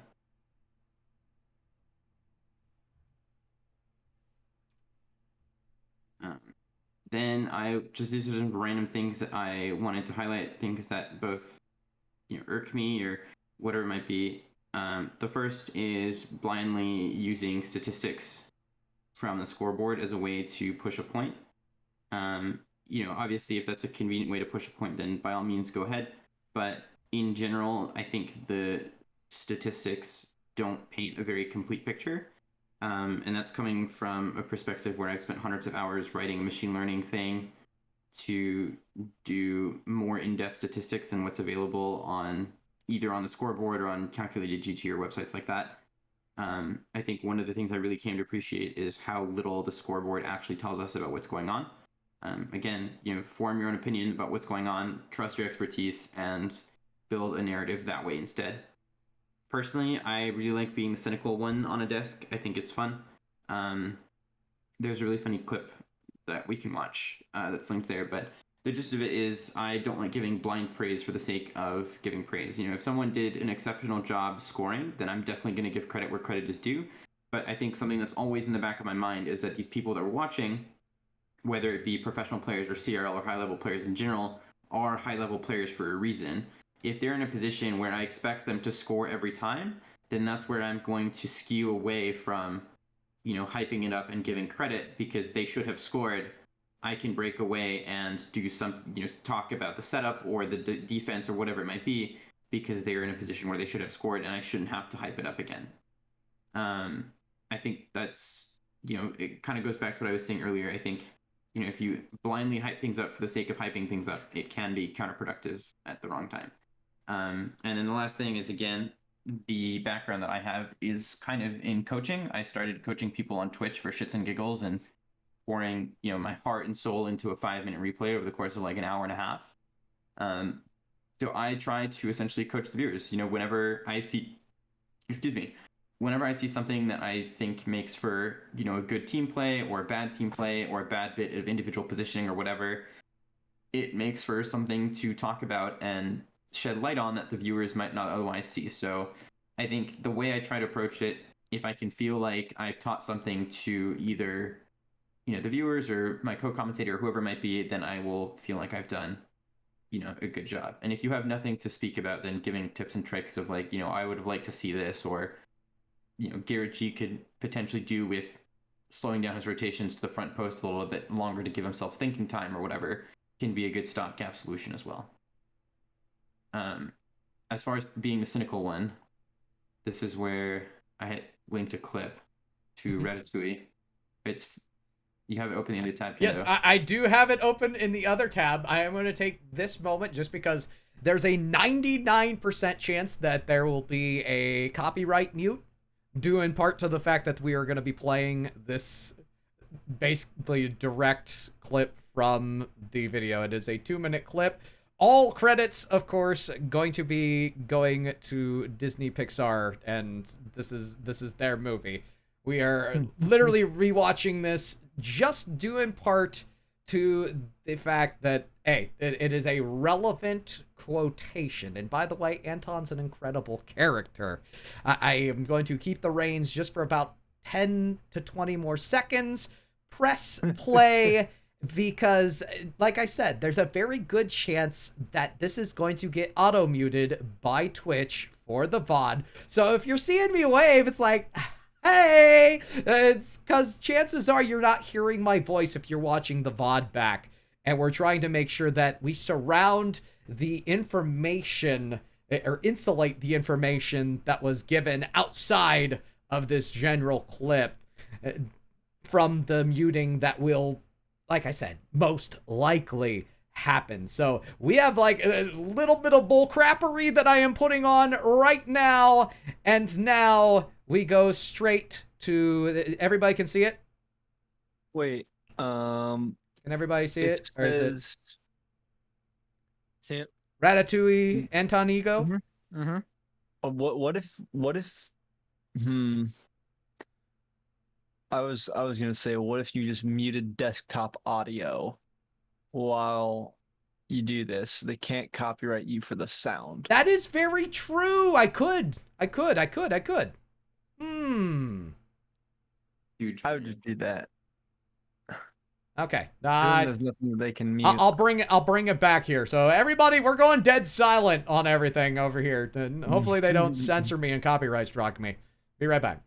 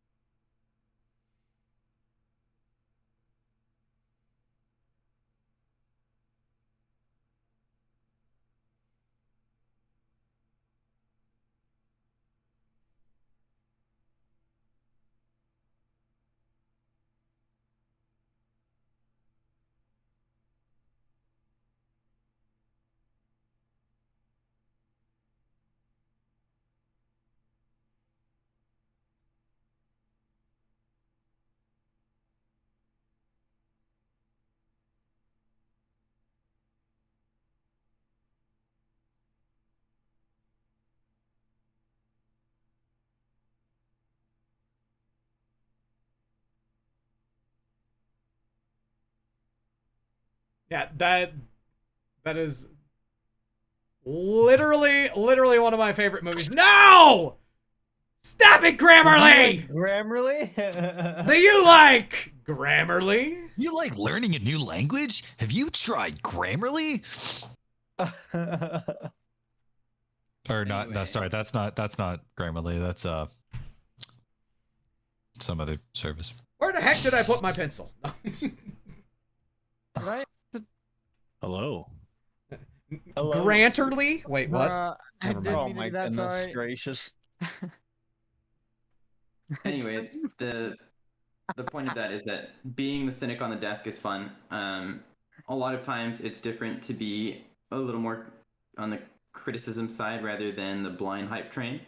I try to balance the desk in that sense a little bit because I know a lot of people will try to bring a lot of excitement, which isn't necessarily a bad thing, but you know, in that kind of light, I like to try to be contrarian and, you know, give credit where credit is due, but also at the same time, if things were, you know, if someone scored for making a mistake, then I'm probably going to be highlighting the mistake more than anything else. Yeah. That's all the regularly planned programming that I had. So we can open the floor for discussion, questions, whatever. And if nothing else, then I'm happy to take a replay and kind of share or screen share and kind of go through what I'm thinking. Yeah, I got something. So I guess this is more of a question for Kendo because this is just rumors that I've heard on the street about when it comes to specifically Psionics broadcasts. They like to have positivity. They obviously don't want to bring on a negative Nancy. So how far can we go with being the cynic? Is it like a thing where it's like stay accurate? Because I would argue, well, What if in the case where there's just a team having a terrible day, heinous, and they're not doing anything right? Exactly. Then is Oh yeah. yeah. I mean, how far can we go? I mean, I think that's for you to decide. I will never rip someone to shreds. I will always try to highlight some things that they're doing well on top of some things that they might not be doing so well. But I think, again, that's very much up to you and for you to find your own style. I would agree. It is up to you and your own style. I think the heart with which things are said does go a long way. Granted, not everyone would agree with that. And the eyes of the beholder tend to be your grandest judge. So there'll be times where you will straight up, being cynical, offend the snot out of somebody. You could be giving direct, excellent commentary to them. Coaching that could help their game exponentially, and it could all not matter. Why? Because they took it the wrong way. So, yeah, go ahead. There's always positive ways to spin things. Yes. So me personally, whenever I go in on and I say go in like I'm literally just going in, get off of him! Get off of him! No, not quite. But whenever I approach criticizing, I want to try to, there's the old adage, 2 compliments for everything that you put down. Mm-hmm. I'm not saying that is a precise ratio and you should write this down. It's going to be on the quiz later. But what I am saying is when you end up criticizing someone, it's a really good thing to paint it in a positive light. And I think the best way to look at it is I tend to, let's say there's a team that's getting slogged, absolutely gutter stomped. A good example would be some of the work that I've done over on UGC with their high school championship. Oh God. Like there are high schools that have high-level bubble players. You got Patty out there. searching for searching for not only a spot in the top 16 and top 24, but Patty's also out there trying to represent their school, their high school. Then of course you also have high schools that have 2 to 3 diamond players on them, and that is the best that they are going to field. When that team goes up against Patty, it's not going to go well. In fact, the rest of the Patty's team could not show up, and it still wouldn't go well. So I know in advance that this is not going to be good. And after the first 2 or 3 goals, this is not going to be good. So brace yourself for that sort of a cast. I try to bring instances like that. You really don't need to be laying into the team. That's yeah. Try not to lay into the team. Look for the things that are as positive as possible. Definitely say the positive things about the team that's beating the snot out of the other one, because they're obvious. Don't overstate them, because there's a little an aptancy for redundancy. Never mind. You're apt for redundance if you give them too much praise and they're just absolutely destroying the opposing team. But it's the little opportunities. Keep in mind the moments that they're having right now, going up against one of the top players in the world, someone who's been in the top 100 at one point in their Rocket League career in one of the playlists. Very few diamonds get to have that opportunity, and it's a chance for them to grow. Those are the little things that you can focus on in that moment. Me personally, I like to bring to the table a story, and this is kind of an exclusive story to me, but 80-90% of the time, I'm going to go with the story of the time that I played in a Mock-It 1v1 tournament. This is a long time ago, mind you. But I played in Mock-It Esports back in the day. They were a highly criticized organization at one point. But one of the things that they used to do prior to being extremely highly criticized was they did community tournaments. KDOP would on a regular basis play from the EU across the pond in the North American 1v1 tournaments. Placed very well on a regular basis. I had KDOP in the second round. Now keep in mind, this was over 5 years ago, but I don't need to tell you how it went for you to know how it went. I used to have the replay. There was a wipe of my hard drive, I think, that ended up taking it out. I'd have to double check to see if it's on any of my flash drives. But I had a best of 3 1v1 with KDOP. And the first game, he was toying around. I was marveling at the fact that this guy could keep control of the ball on every aspect of the pitch. Meanwhile, I looked like a squirrel who had eaten a fermented nut, trying to figure out how to even touch the ball, let alone score a goal. By the way, game 2, I scored a goal accidentally. He then proceeded to score 23 goals on me. That second game ended 23-1. So in that moment, yes, I felt absolutely disrespected, but I still, to this day, I made the most of that moment. I saved that replay. I went back and I spent hours watching the way that KDOP approached the ball. Watching the way that KDOP approached a 50-50 against me, which he won practically every 50-50. And in all of that, yes, this is a 2.5, 3-minute story that you can do, but if the game's already 10-1 or 10-0 anyway, at that point, commentary doesn't matter. You're just trying to get through it. The same way the other ones are on the other side of the pitch. If you end up monologuing for 2 minutes, it's one of the few times monologuing for 2 minutes is acceptable. Yeah, but Mikey and I have monologued for entire series at some points because it's that bad. I took that replay and I made the most of my time right there. And people can do the exact same thing in that moment. Don't be afraid to talk to him directly in the middle of a cast. Be like, if such and such high school is listening right now, understand that is one of the best players in the world statistically.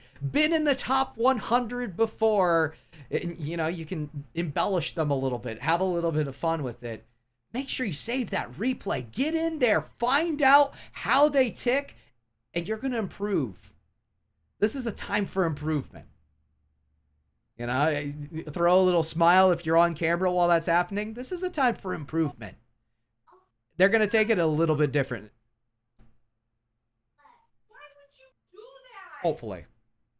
I don't know why I did that. No, I'm joking. I'm joking with you, Whoops. It's okay. Does anybody have anything on that note? Not on that note, but I have something after if no one else has something. Does anybody have any other questions? Yes. I don't got none. I have another one. You know what they say? Oh, you know what they say. Yeah.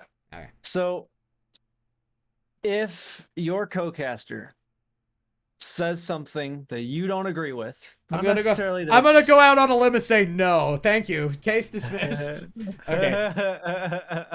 Okay. Anyway, let's do two sides of the coin. If your caster says something that you disagree with, how do you approach that? Okay. We'll leave it at that. For that one. I think it comes. Don't agree with. How do you approach it? I think it comes the same as saying something negative about the team. If I'm gonna go highlight a mistake, usually the next thing I'll say is, okay, well they did this, here's what they could do differently, and try to put a positive spin on it. If my co-caster says something that I don't agree with, I'll do the same thing. I'll try to find some kind of common ground between what I think and what they think, and then spin what they have to say into said common ground so that we can both agree on it.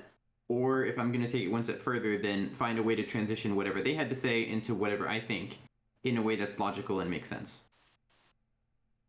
Yeah. But I don't think disagreeing and just saying, oh yeah, you're so wrong, that's, sit the fuck down. What are you talking about? That's not productive. Yeah. So now, what if they say something that is just completely incorrect, and it, everyone knows it. We're exaggerating here. Call them out. I mean, I'm not calling them out, but like call them out in a nice way. Like, I mean, I think I see where you're trying to go with that, but at the same time, I really feel like this is the correct information. Yeah. You know what I mean? Like, I wouldn't directly be like, no, you're 100% wrong. You know? You can also just keep it. If like we all make mistakes sometimes we'll chew on our words or say something incorrect or whatever. If you don't bring attention to it, odds are no one else will either. Yeah. Unless they clip it and flame me on Twitter later. The most polite thing you can do that becomes their problem. Yeah. The most polite thing you can do is if you just straight up disagree with something, but you don't want to vehemently call them out on it. I'm not so sure about that. Give them the old home improvement Al Borland. I don't think so, Tim. No. I don't think so. Yeah, I'm not too sure about that, Seb. So you can also open with something like, I'm also seeing XYZ in a way that just overwrites whatever they had to say. Yeah. But yeah. There's definitely ways around it, but telling them point blank that they're wrong probably is not the best way to go. It doesn't work well for conducive flow between commentators if you just straight up tell your co-commentator, yeah, you're wrong. I'm done here. See you later.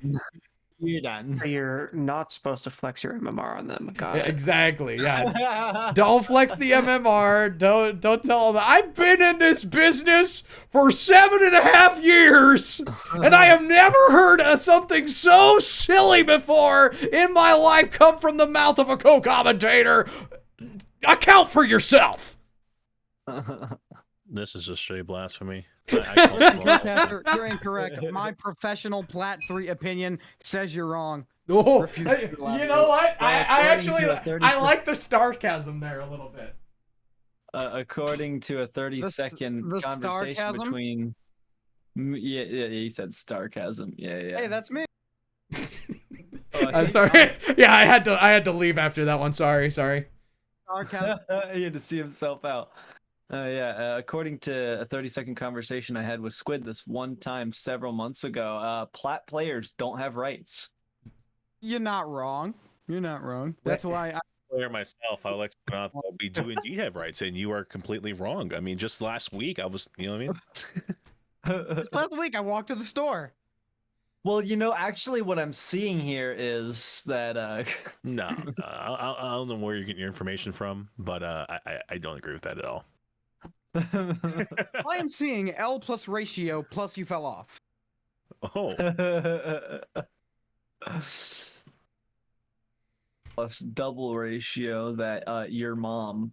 No! Taco deleted it! I cannot believe you did that, Taco. Oh, wait, never mind. What did he delete? Wait, what happened? Clip. What you got deleted? Hi. Hey everybody, welcome back. And unfortunately, Vaudable has stepped away for a second, so one second. Guys, what was deleted? I like Vaudable, but sometimes I just need a hostile takeover. I pushed him out of the box willingly so I could take center stage, because ultimately, you guys watch Team Accelerate for one reason, and it's to see me on. Okay. Whoops. So hang on. I was gonna ask as a quick question to Seb and Whoops. What mics do you guys use? Because they sound far sexier than anyone else's in this call. Wow. I don't use a microphone. This is just my voice talking over the internet. Oh wow, that's crazy. Yeah, it's weird. 18. See, I've worked out my neck muscles so much that they're just naturally compressed. I have an AT 2020 is what I'm trying to tell you. I have a I got you. I have a RE320.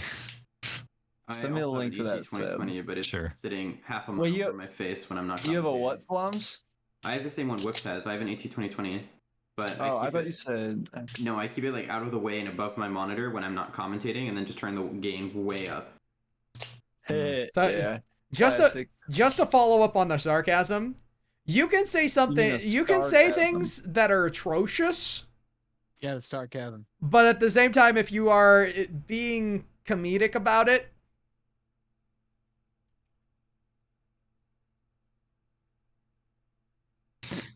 Yeah, I hope you know that's like half my career.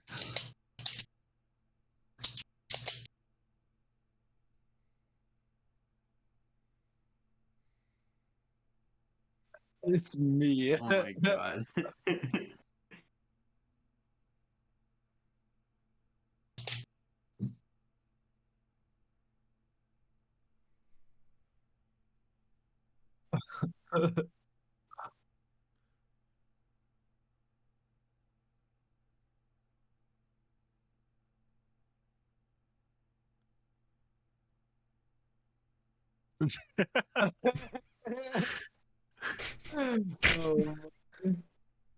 Dude, Taco says what every player thinks when they're waiting in the bracket. Like...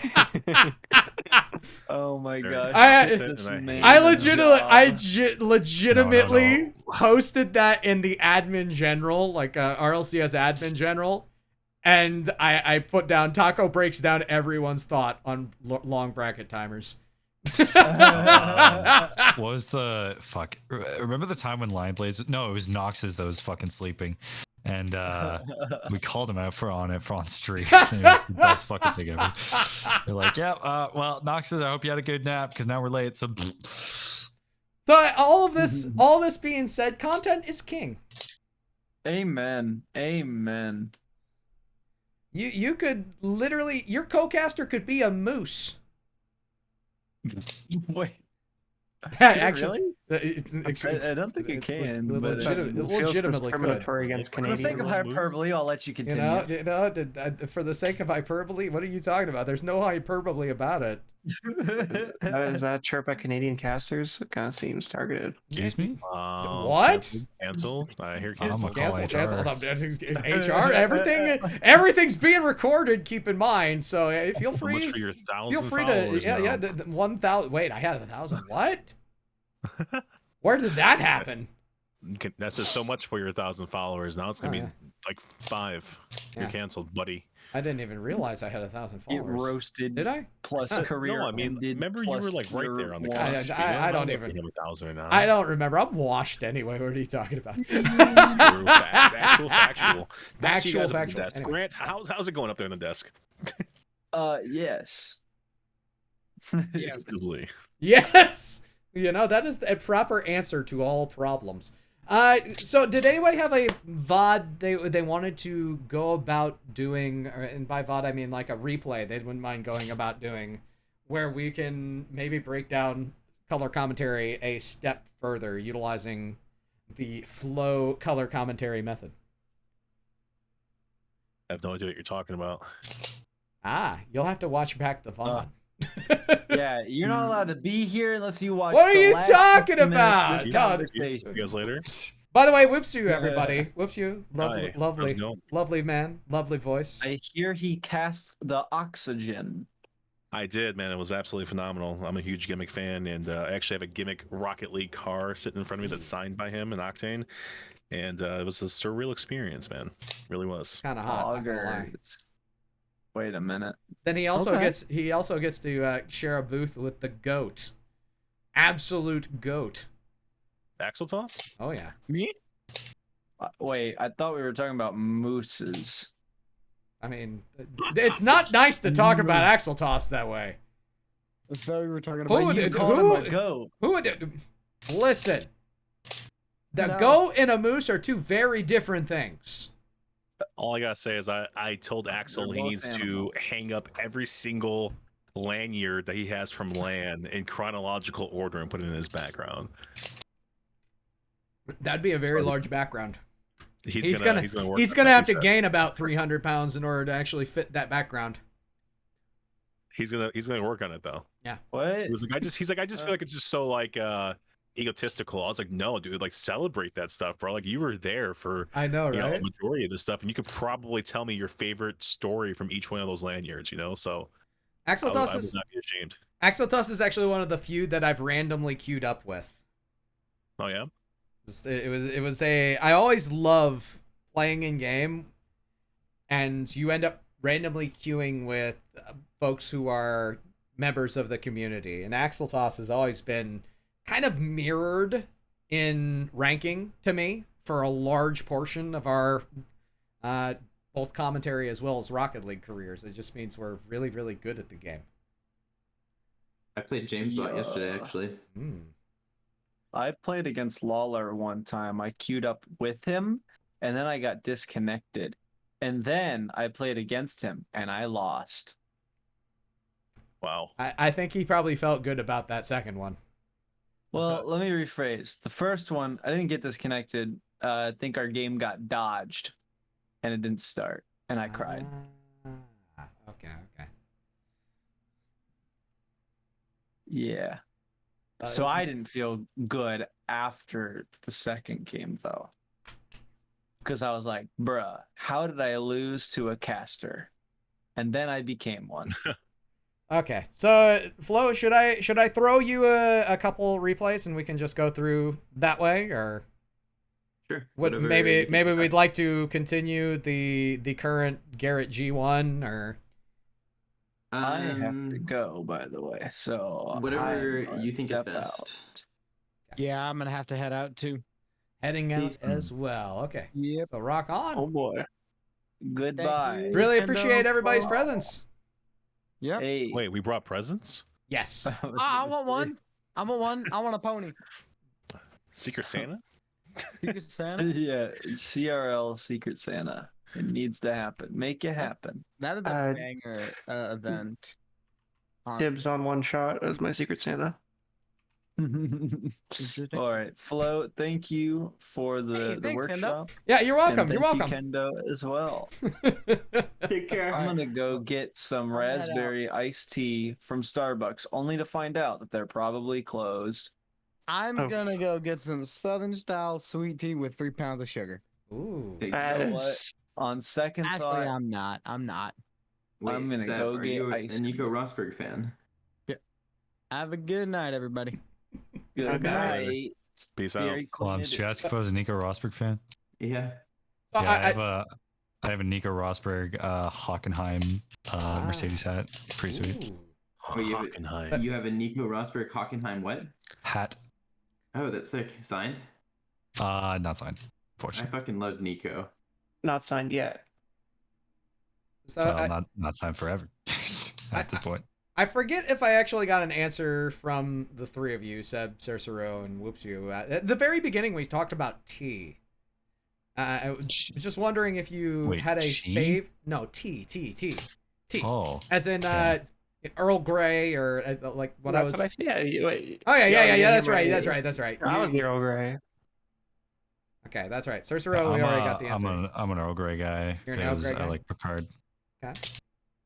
Are we talking about tea flavors? Yeah. Do you have a favorite flavor of tea that you go with? I mean, I'm not really a tea connoisseur, if you can say that. I mean, okay. But I would say I traditionally stick to like green tea is what I usually stick to. Ooh, okay. So if you're not a tea connoisseur, what do you usually use for long casts? Nothing. Water. Absolutely not. I'm not even lying to you. My dude goes in dry. I like it. I mean, yeah, usually I have that, or I have like some dry mouth stuff that kind of gurgle when yeah. Yeah, I mean, so I usually tend to do that and just constantly drink water. And if I don't, I'm just putting water in my mouth and gurgling that too, spit it into a different bottle type thing. So, yeah. Okay.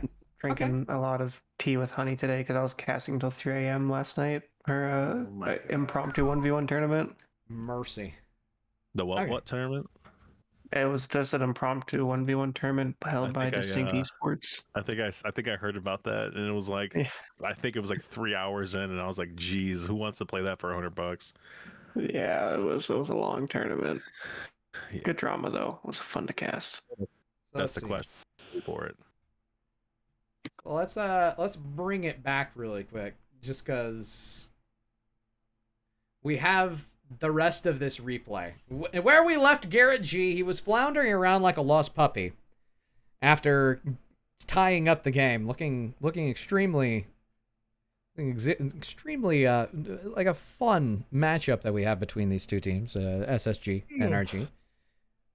So where we left Garrett G, he had given away possession. Reddles has a full tank of boost and is getting ready to control this ball off the sidewall from one end of the pitch to the other.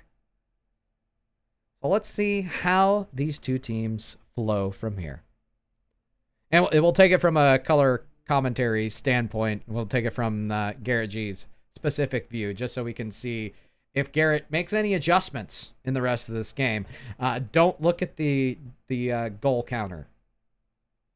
That's not going to tell you. I'm colorblind. It's okay. Good. Wait, no, not good.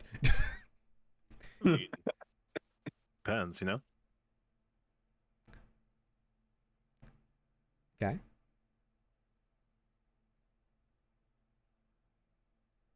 Wow, that...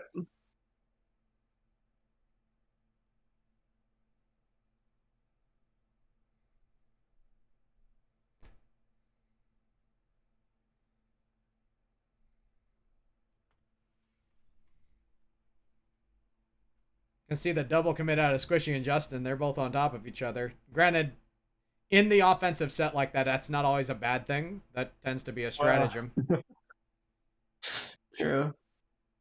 Yeah, I saw the double goes, and I don't think my mic picked up the wince I made. Well, I mean, that close, in my opinion, you're going to have like a 50-50 challenge, and hopefully that second person can react fast enough, which, you know, it's NRG. They should be able to react fast enough to what's going to happen next. So if you do two 50s in a row, it's 100% chance of winning.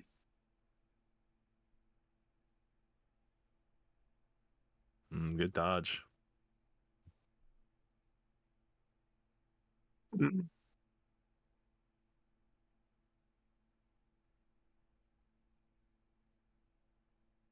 Oof. Oh, that's unfortunate. So what happened here on the back end? Squishy rotated out. Garrett was rotating towards mid. I know that. But what happened to Squishy? He rotated up as well. See here. So he lands. Oh, that was Justin. Yeah. So Squishy and Garrett were 1-2. Garrett's pushing midfield. It gets picked back up by Arsenal in the corner. And then I think Arsenal, which traditionally Arsenal goes for bumps on goal line players. But I'm just wondering what Justin did here in this situation. So Arsenal's going for that bump like usual. Squishy's on the side. Justin's going towards back wall. Justin dodging the Arsenal. Yeah, that's what Arsenal usually does. Then the 50-50 works in favor of Reddles and actually goes in. Okay. Feels bad movement all around. Mm-hmm. But that's what Arsenal does. He's that player that's going to sit there and go towards that goal line to push those people out of the box and make it awkward and try to open it up for the other two people. He's got that instigator title on. Yeah. 100%. Let's see here. So I actually got to cast SSG versus Oxygen, and that's what I noticed the whole entire time. Oh, yeah. Arsenal has a tendency to really, as you said, get into people's faces.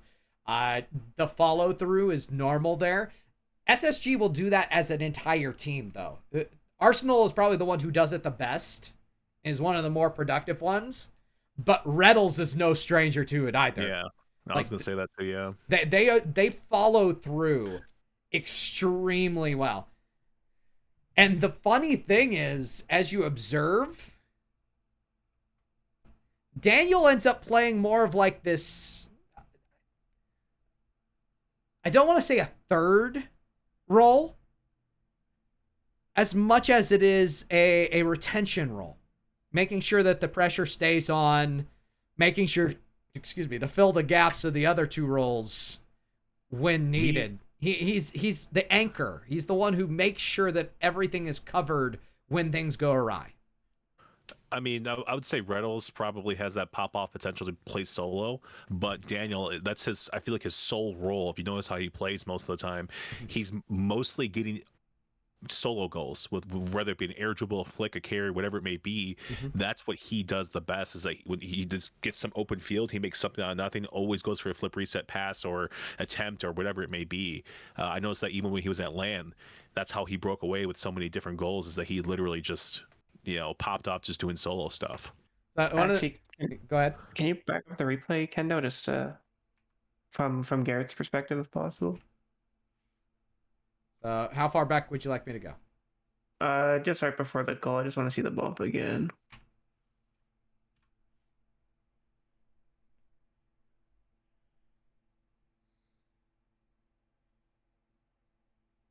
He gets up on Justin, dodges Daniel. Yeah, Daniel. Good first dodge.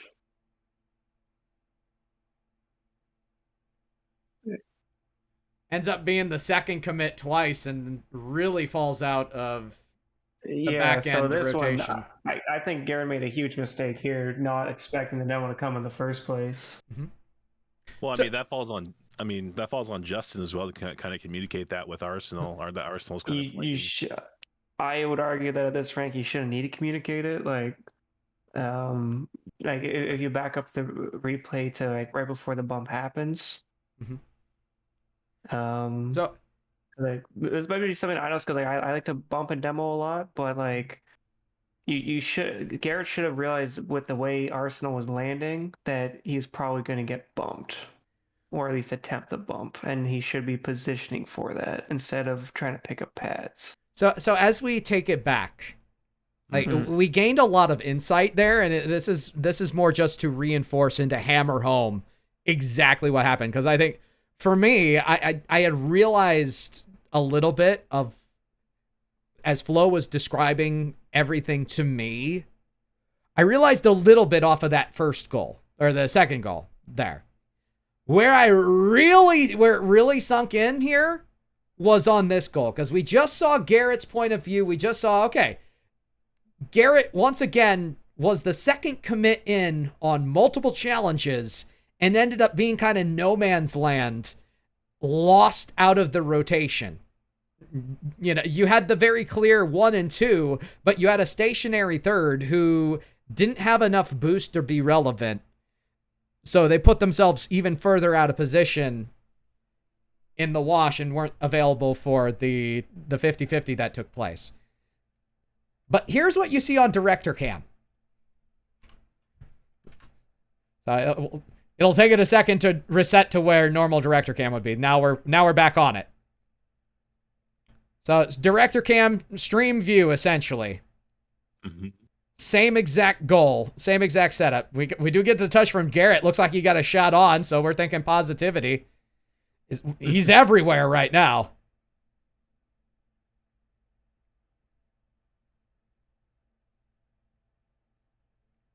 We don't see that Garrett's kind of lost in no man's land as we speak. Yeah. We do see that double commit. Yeah, and I was going to say, that should have been Squishy save all the way. Garrett just, for some reason, challenged that. And that's something I was going to bring up as well. Oh, there's the bump. But he wasn't relevant. Arsenal just bumped him just because, but he wasn't going to save that anyway. You know, Yeah. That came down to Justin pretty much winning that 50-50 in the corner because there was an open net.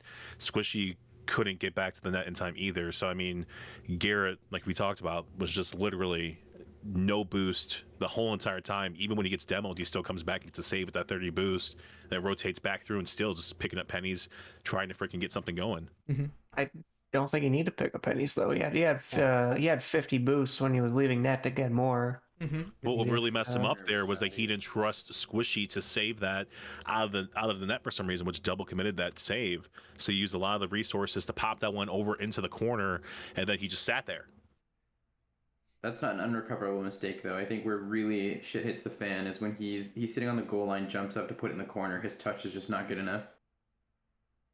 Everything can be avoided if he just gets a better touch and sets up his teammate, which I'm sure is what he was trying to do, but he gets a bad touch, and then Justin is left to just dive for it. The unrecoverable mistake is the bad touch in the corner. Like, yeah, it's a series of unfortunate events that lead you up to that point, but until he takes that shit touch into the corner, everything else is recoverable, and they do a reasonable job of overcoming previous failures to get the ball out. But Yeah. It is interesting how we all pick like a different thing to kind of identify as the issue. Like I think that it speaks to our different experiences. Because like as I was saying, I love to bump and demo, and that's my style, and so that's what I focused in on. But Flom's a good point too, and Whoops, you have a good point as well. And this is exactly why I tried not to talk about game sense in doing this presentation. Exactly. Like, because game sense is incredibly subjective, and it's so hard to track. Is like, oh well, there's so many decisions that could be made. There's multiple right decisions and multiple wrong decisions. It also translates as, depending upon where you are in your caster's journey, you're going to find different forms of moments like that. Like, it's going to be interpreted differently. It's going to be brought into perspective differently. And it's another reason why this workshop is kind of a big deal, because we're all able to bring 4 or 5 different angles on that single play in that single moment. And it's brilliant to bring into our total perspective, overall overarching hindsight 2020 at this point in time. Just because that is the type of diversity, the type of flow that we can create by having conversations back and forth with each other. That is where commentary truly bears an unusual artistic fruit. It's because we are able to bring different perspectives and add to the conversation. Goes back to the whole bloat conversation about repetitions, etc. So hammering all that home. But the number one thing, just from this specific replay, that I want you to see is the difference between if you end up getting stuck on director cam the entire time, don't limit yourself to just that, unless it is absolutely, like, definitely be well versed enough to where you can pick things up just on director cam.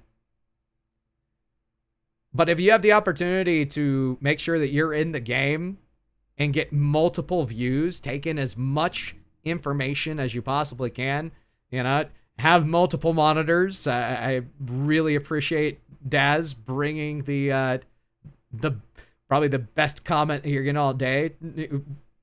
Bring in as much information as you possibly can. Have multiple monitors if you can. One with the feed on it, because you're gonna have whoever's boost display.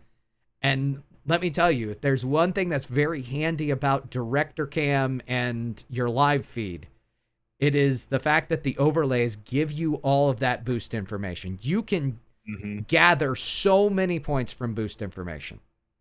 And I find myself, I usually always have the live stream open, or like the live feed open, as well as what I'm seeing.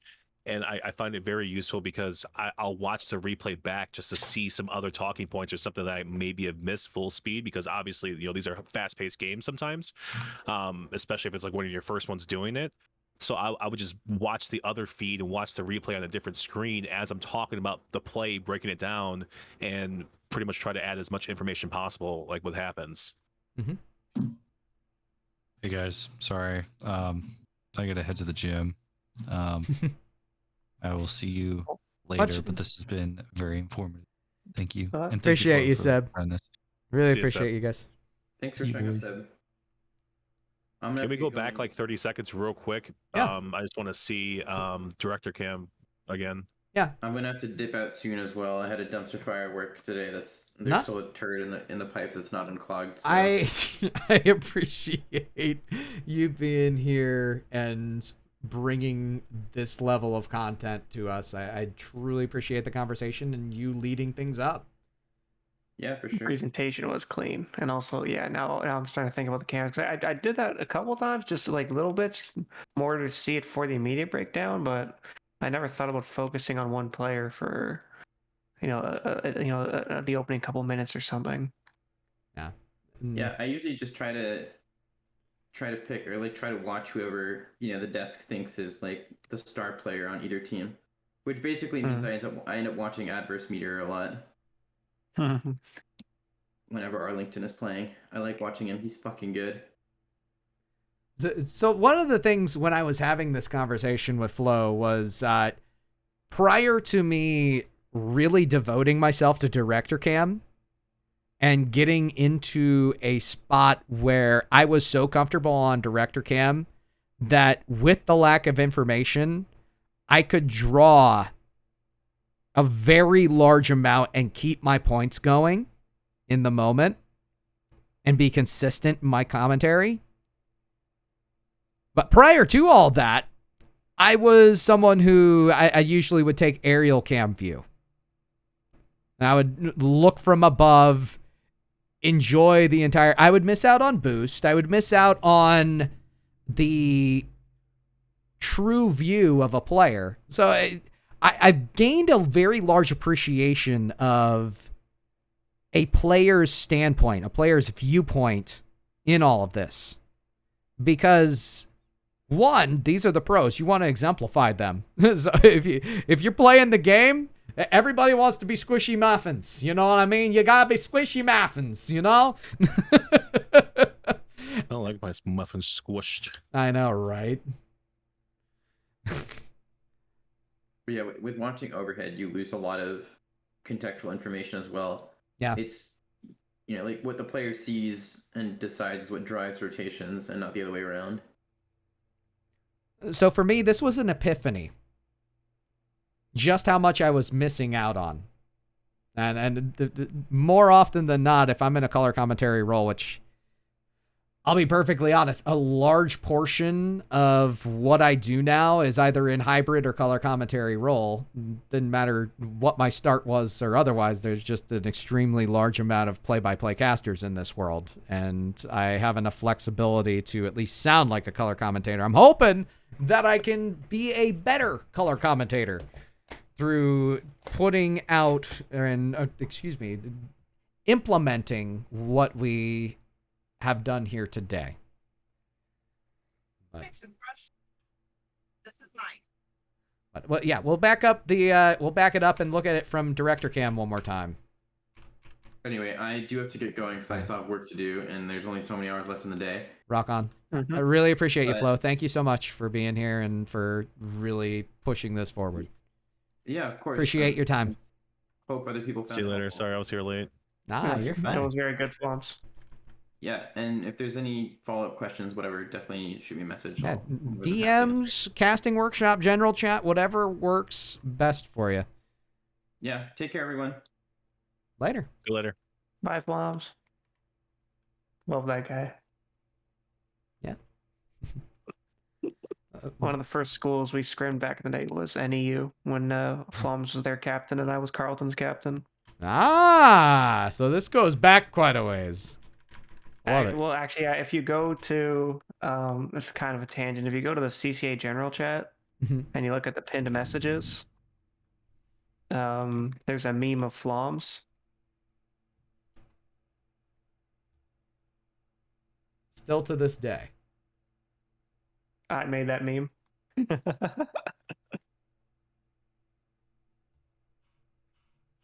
That's my claim to fame. The first two pinned messages in CCA general chat were memes made by me in Paint.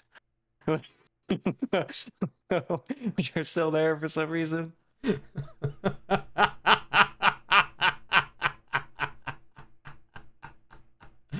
Oh, that's so good. That is literally so good. Oh, wait, what are you looking at? The pin messages in general? Yeah, pin messages in regular general. It is the Last Supper of Navy Striker. The Last Supper, Navy, and then the other ones with Flums and CCA hugging. Yeah, it's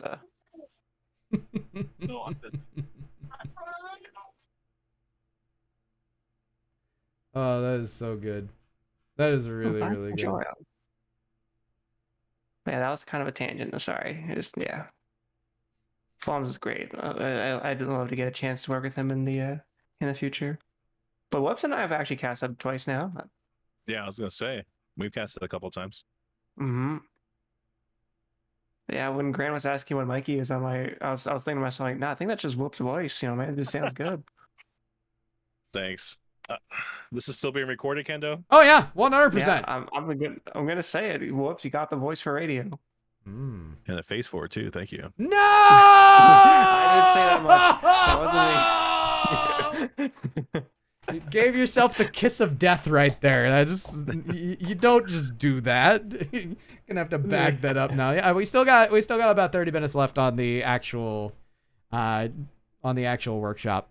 But if y'all end up needing to leave early, that's perfectly fine. Worst case scenario, I end up leaving early. You know what I mean? Oh, baby. Oh, boy. Working overtime. Let's go now. Anyway. No, I just wanted to see this because literally what I was thinking, if we were in director cam, I just want to see if it's true or not. What I would cast here, if I was the color commentator, I would pretty much point out the fact that Arsenal, okay, so Garrett touches this one over into the corner, but you see Arsenal at midfield, okay? He's on the wall, on the side wall, creeping around, looping around, going for that bump in the traditional Arsenal sense, like how he does. And then Reynolds, like I said, just pretty much wins that 50-50, but it's all thanks to Arsenal wrapping around, taking Justin outside the box initially, and then, finally getting a bump. But that's what I would pretty much say about the shot, is just those two things. Yeah, I mean, exactly right there. I'd be focusing on that second bump. Which I think that... Well, not director cam, I guess stream cam, whatever stream sees. In the context, well, I mean, a lot of the time director cam is what the stream sees. But that is where we are currently. Okay, that's fine. And that's where it goes along with the presentation. Like, that's not a bad thing. Like, what you're bringing to the table is, if it's fresh, if it's new, if it's not redundant, like, that's, everyone's going to look at that. They're going to be like, hey, that's pretty good. But the amount that you miss in the opportunities of, hey, this is, in all of this, what's lost in all of this, Garrett G not able to be there on time. One, due to the bump, but prior to that has just been everywhere. Lacking the boost, has not been able to find the proper spot in rotation. It's finally punished here by SSG. You go back maybe about a minute and a half. They should have scored a goal earlier. They finally convert on this one, and Garrett looked a little lost. So, like, that would add a completely different tone. It would be coloring both inside of the lines of the goal replay, but also giving us shade, and quite literally, outside of the lines that were driven. And so, yeah, we'll go back to director cam and play. Now I'm wondering how much stuff I've missed in rotation just from the director cam. I know, right? It makes me wonder sometimes you can't really help it, though. You know what I mean? Because that's the only, camera position that we have. Yeah. 100%. So that's definitely in the future. Oh, go ahead, Kendo. That's one of the reasons why, like, everything brought into this, and it's the same way that I cover all of this casting workshop in general. Everybody's on a different spot in their journey. Everybody's going to be doing different things about how they go through, and they process things very differently. We all add different perspectives. The thing, more than anything else, is if we're able to add more perspective, if we're able to do something different, then all the more power to us. Like, that's awesome. That's what we're aiming for. I lost my train of thought in the middle of that. I apologize. You're good. I was just looking at, like, Squishy was just a little bit late on that. Yeah, I was paying a lot of attention. Oh my goodness, Garrett. But this touch right here, you see Arsenal's on the sidewall right here. It hops over to the cam on him. He still continues to drive forward. It gets picked up at midfield right there from Reynolds, and then gets scored away from the 50-50 off of Justin. I mean, that could have been the double demo, and it wouldn't have mattered anyway. But he ended up making contact with the person who was the most important. That was Garrett trying to get back and be that last line of defense.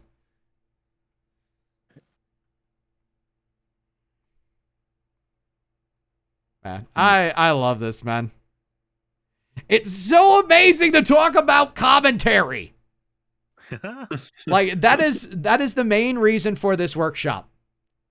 If nothing else, The one thing that I think separates a lot of B stream or C stream casting, community casts, is the fact that those guys at the top are having conversations like this, just talking about the game, talking about instances as friends.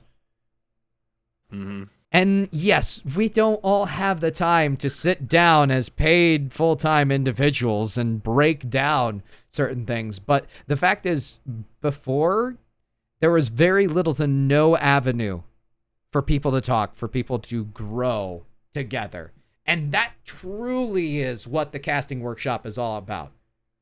Like, there's definitely a scouting aspect to it. Don't mind me. I'm still looking for people to fill roles in the future. I'm still documenting as many folks as I possibly can and learning about where they are, what they are doing, what they are currently developing, gaining a friendship with them all at the same time, and then keeping my finger on the pulse as I go. But at the same time, bigger than all of that is the fact that we're talking about commentary. We are deepening, adding so much to our own perspectives by bouncing off, by sharpening each other. Bible says iron sharpeneth iron. I love sometimes Bible quotes for real life circumstance. Right now, we are literally sharpening each other's commentary. We are bringing each other and elevating each other to higher levels by looking at each other's perspectives and taking that into consideration, gaining experience through each other, not just off of our own. And that it's truly something special. Like, that is literally what commentary is all about. And it's bringing all of that to each and every one of the people that are watching us. And whether we have a systematic 15 or an entire 4,000 who are asking about drops the entire time, because that is all they truly care about. 98%, by the way. Yeah. I mean, we kind of had the ratio number right there. You know what I mean? 4,000 to 15. It's about right. But in all honesty, that is what this time is truly about. And it's about how profitable we can be to each other, how far we can bring each other along. Me personally, I'm always about how can I pick up my fellow guy or gal? How can I lift others up around me? As God knows I'm never going to make it personally. But disagree. If it comes Objection. If it comes down, you can sustain. If it comes down to it, the fact that I know that there are so many people that I've had conversations like this with who are both in the pro scene right now or have great potential to be, that's a joy to me. Oh, man, that is so special. The fact that I that try to help out as many people as I can too, man. It's just, exactly. I honestly really do. What, not even just casting, just anything, And man, it's just so. I have some sort of viable knowledge to give to somebody because I found out like how to do something and make your life easier. That please allow me to pass that on. Yeah. Yeah. Thanks for the chance at MPL. Whoops. Whatever I can. I told you that, brother. I love it. It was a pleasure because I don't get many chances to cast real high level Rocket League yet, so that was good. Speaking of MPL, well, all those things, man. It's like I said, man. Like I'm gonna be either solo casting, so why should I solo cast? Let's bring somebody who's not involved in MPL, and hopefully they'll pick you up next time or whatever. And I want to work with a bunch of different people because we all have our own different kind of ways to do things. So the more chances you get to work with different people, the better you become as a caster, in my opinion. Yeah. And I actually, go ahead. It really does come back down to experience and reps. Like there is aspects of love for the game. There is aspects of game knowledge, but the more repetitions that you're able to get in, it doesn't matter whether it is minor league esports, United Rogue, Frontier Doubles League, Melon Patch League, all the way up to the CRL. You could be commentating AAA, like there are a few commentating that right now. it doesn't matter. Every single rep adds to your experience.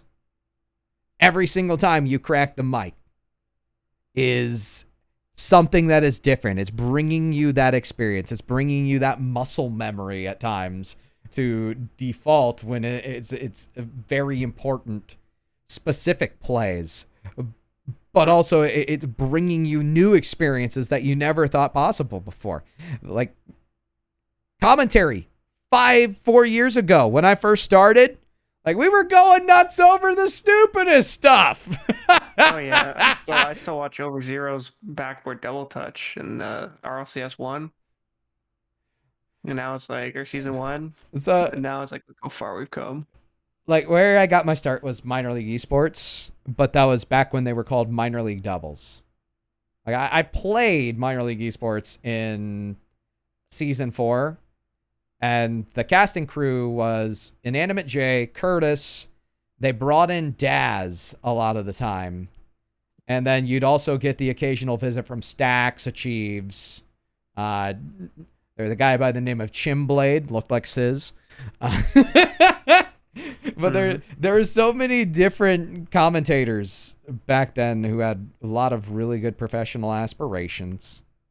And like some of the great calls, one of the calls I'll forever remember, week 8 of season 4 of minor league doubles, and keep in mind they're in season 13 now. I just had a casual on the ground dribble, cut a couple people, scored an open net. Banger goal. Oh yeah, that was banger. Oh, Inanimate J. Oh, that was a 5 shower level of filth right there. Somebody get that man a hazmat cleansing unit. A 5 shower level of filth. Yes, so like experiences like that. Stealing that one. Oh yeah, oh yeah. Like the funny thing that is was that absolutely disgusting. I need to go take a shower after that one. Yeah, exactly. The I kind of had a moment like that on my broadcast last night where it's a 1v1 tournament, and it was, oh god, I'm forgetting their name now, Lunar versus Wavy. Ooh. And Lunar scored 4 bump dribble plays in a row. Ooh. In the space of like 25 seconds. It was like watching a car crash. I couldn't look, like it just kept happening. It's like he kept getting bumped on the goal line, and I'm like, again and again and again, it's happening. Shades of back in the day, Lachinio getting absolutely posterized on the back end. Somebody was demo chasing him. I think it was actually Calm, current V1 pro player. It was demo chasing him. Oh man. Yeah, it was a good experience though. Com's dad actually retweeted something of mine, and he was in my stream the other day too, a couple weeks ago. Oh yeah, like cool people. Yeah, version 1 specifically, probably one of the coolest sets of parents. I don't play favorites normally. Version 1 parents are different. Because Torment's dad and mom are involved all the time. Calm's dad, always involved. And Landon, Beast Mode's mom and dad, so involved. And that they are all, like, they all intermingle. They're all friends. At the same time. So, like, they're their own community right there. It's like, we are blessed to have our sons represent V1 and be a top 5 North American Rocket League team. And then at the same time, they're also involved. Like, Torment's dad's been involved in minor league esports, been playing for minor league esports. I don't know if Calm Dad is currently working on any of the teams. Only thing I know he does do is like fantasy stuff, but I mean that was just something recent that we all got invited to. But I don't think he actually plays, because I think I talked to him about it in when he was in my chat and stuff like that. But yeah, he has like a business full time or whatever, and like has a restaurant. And he was telling me that like Ninja and Tim the Tatman always frequent there when they're over in Florida. Like they love it. So awesome. he was like, "Yeah, if you're ever in the area," I was like, "Yeah, dude, I love food, and like I've been compared to Tim the Tatman a lot when I'm streaming and stuff. Like, you definitely 100% be there. You definitely have the low end tone. Like Tim the Tatman also has the same or similar low end tone as far as like the sound goes. I haven't heard voice. Whoops scream that loud though. You know, Go look at my triple tap video on my Twitter then. Okay. I screamed pretty hype for that one. I do need to head out, guys. Sorry, I couldn't stay all the way. No, I appreciate it. I mean, we're kind of in the afterglow stage of it all. It's about 15 minutes left, and I'm gonna be perfectly honest. Recording. I'm borderline spent. You want me to stop recording? Stop the recording. We're done. Thank you very much for being here, everybody. This has been the CCA Workshop, Casting Workshop with Kendo. You just want to do things off the record. I don't mind. No, I'm just... Okay. Well, I think I will do exactly that. I'm gonna cut the commentary here in just a moment. Mute myself. But Cersero, thank you so much for being here.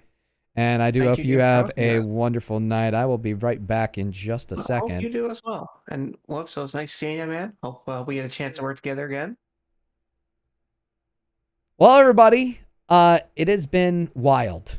Very, very wild. And this is hopefully just one of many of these workshops that we get to do live on the stream.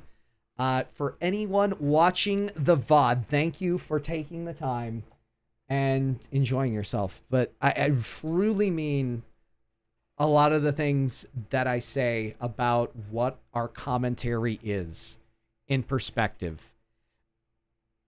We have so much to give to one another, and I would encourage you, if you have never done this before, maybe this is just the tagline out, come enjoy the commentary.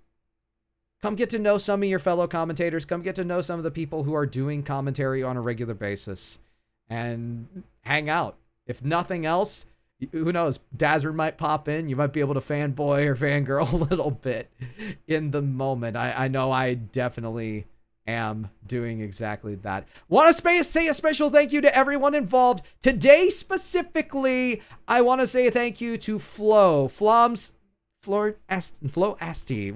So amazing, the revelation you were able to bring to each and every one of us. Not very many people think about the color commentary side, and let's be honest, commentary is saturated with play-by-plays. So a lot of us got our start there, and we don't have too many color commentary one tricks in the world. So thank you for the perspective. Personally, thank you for bringing that perspective to everyone who not only was live but watched this on the VOD side. So appreciate you. I appreciate Daz showing up again.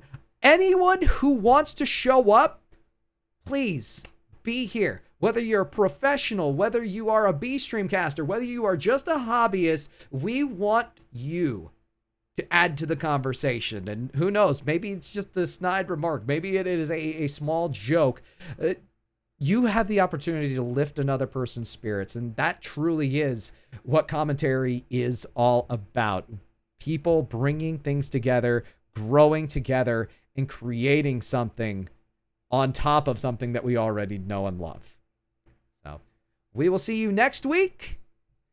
Until then, Kendo Slice signing out. CCA Commentary Workshop! Make sure you get in the Discord.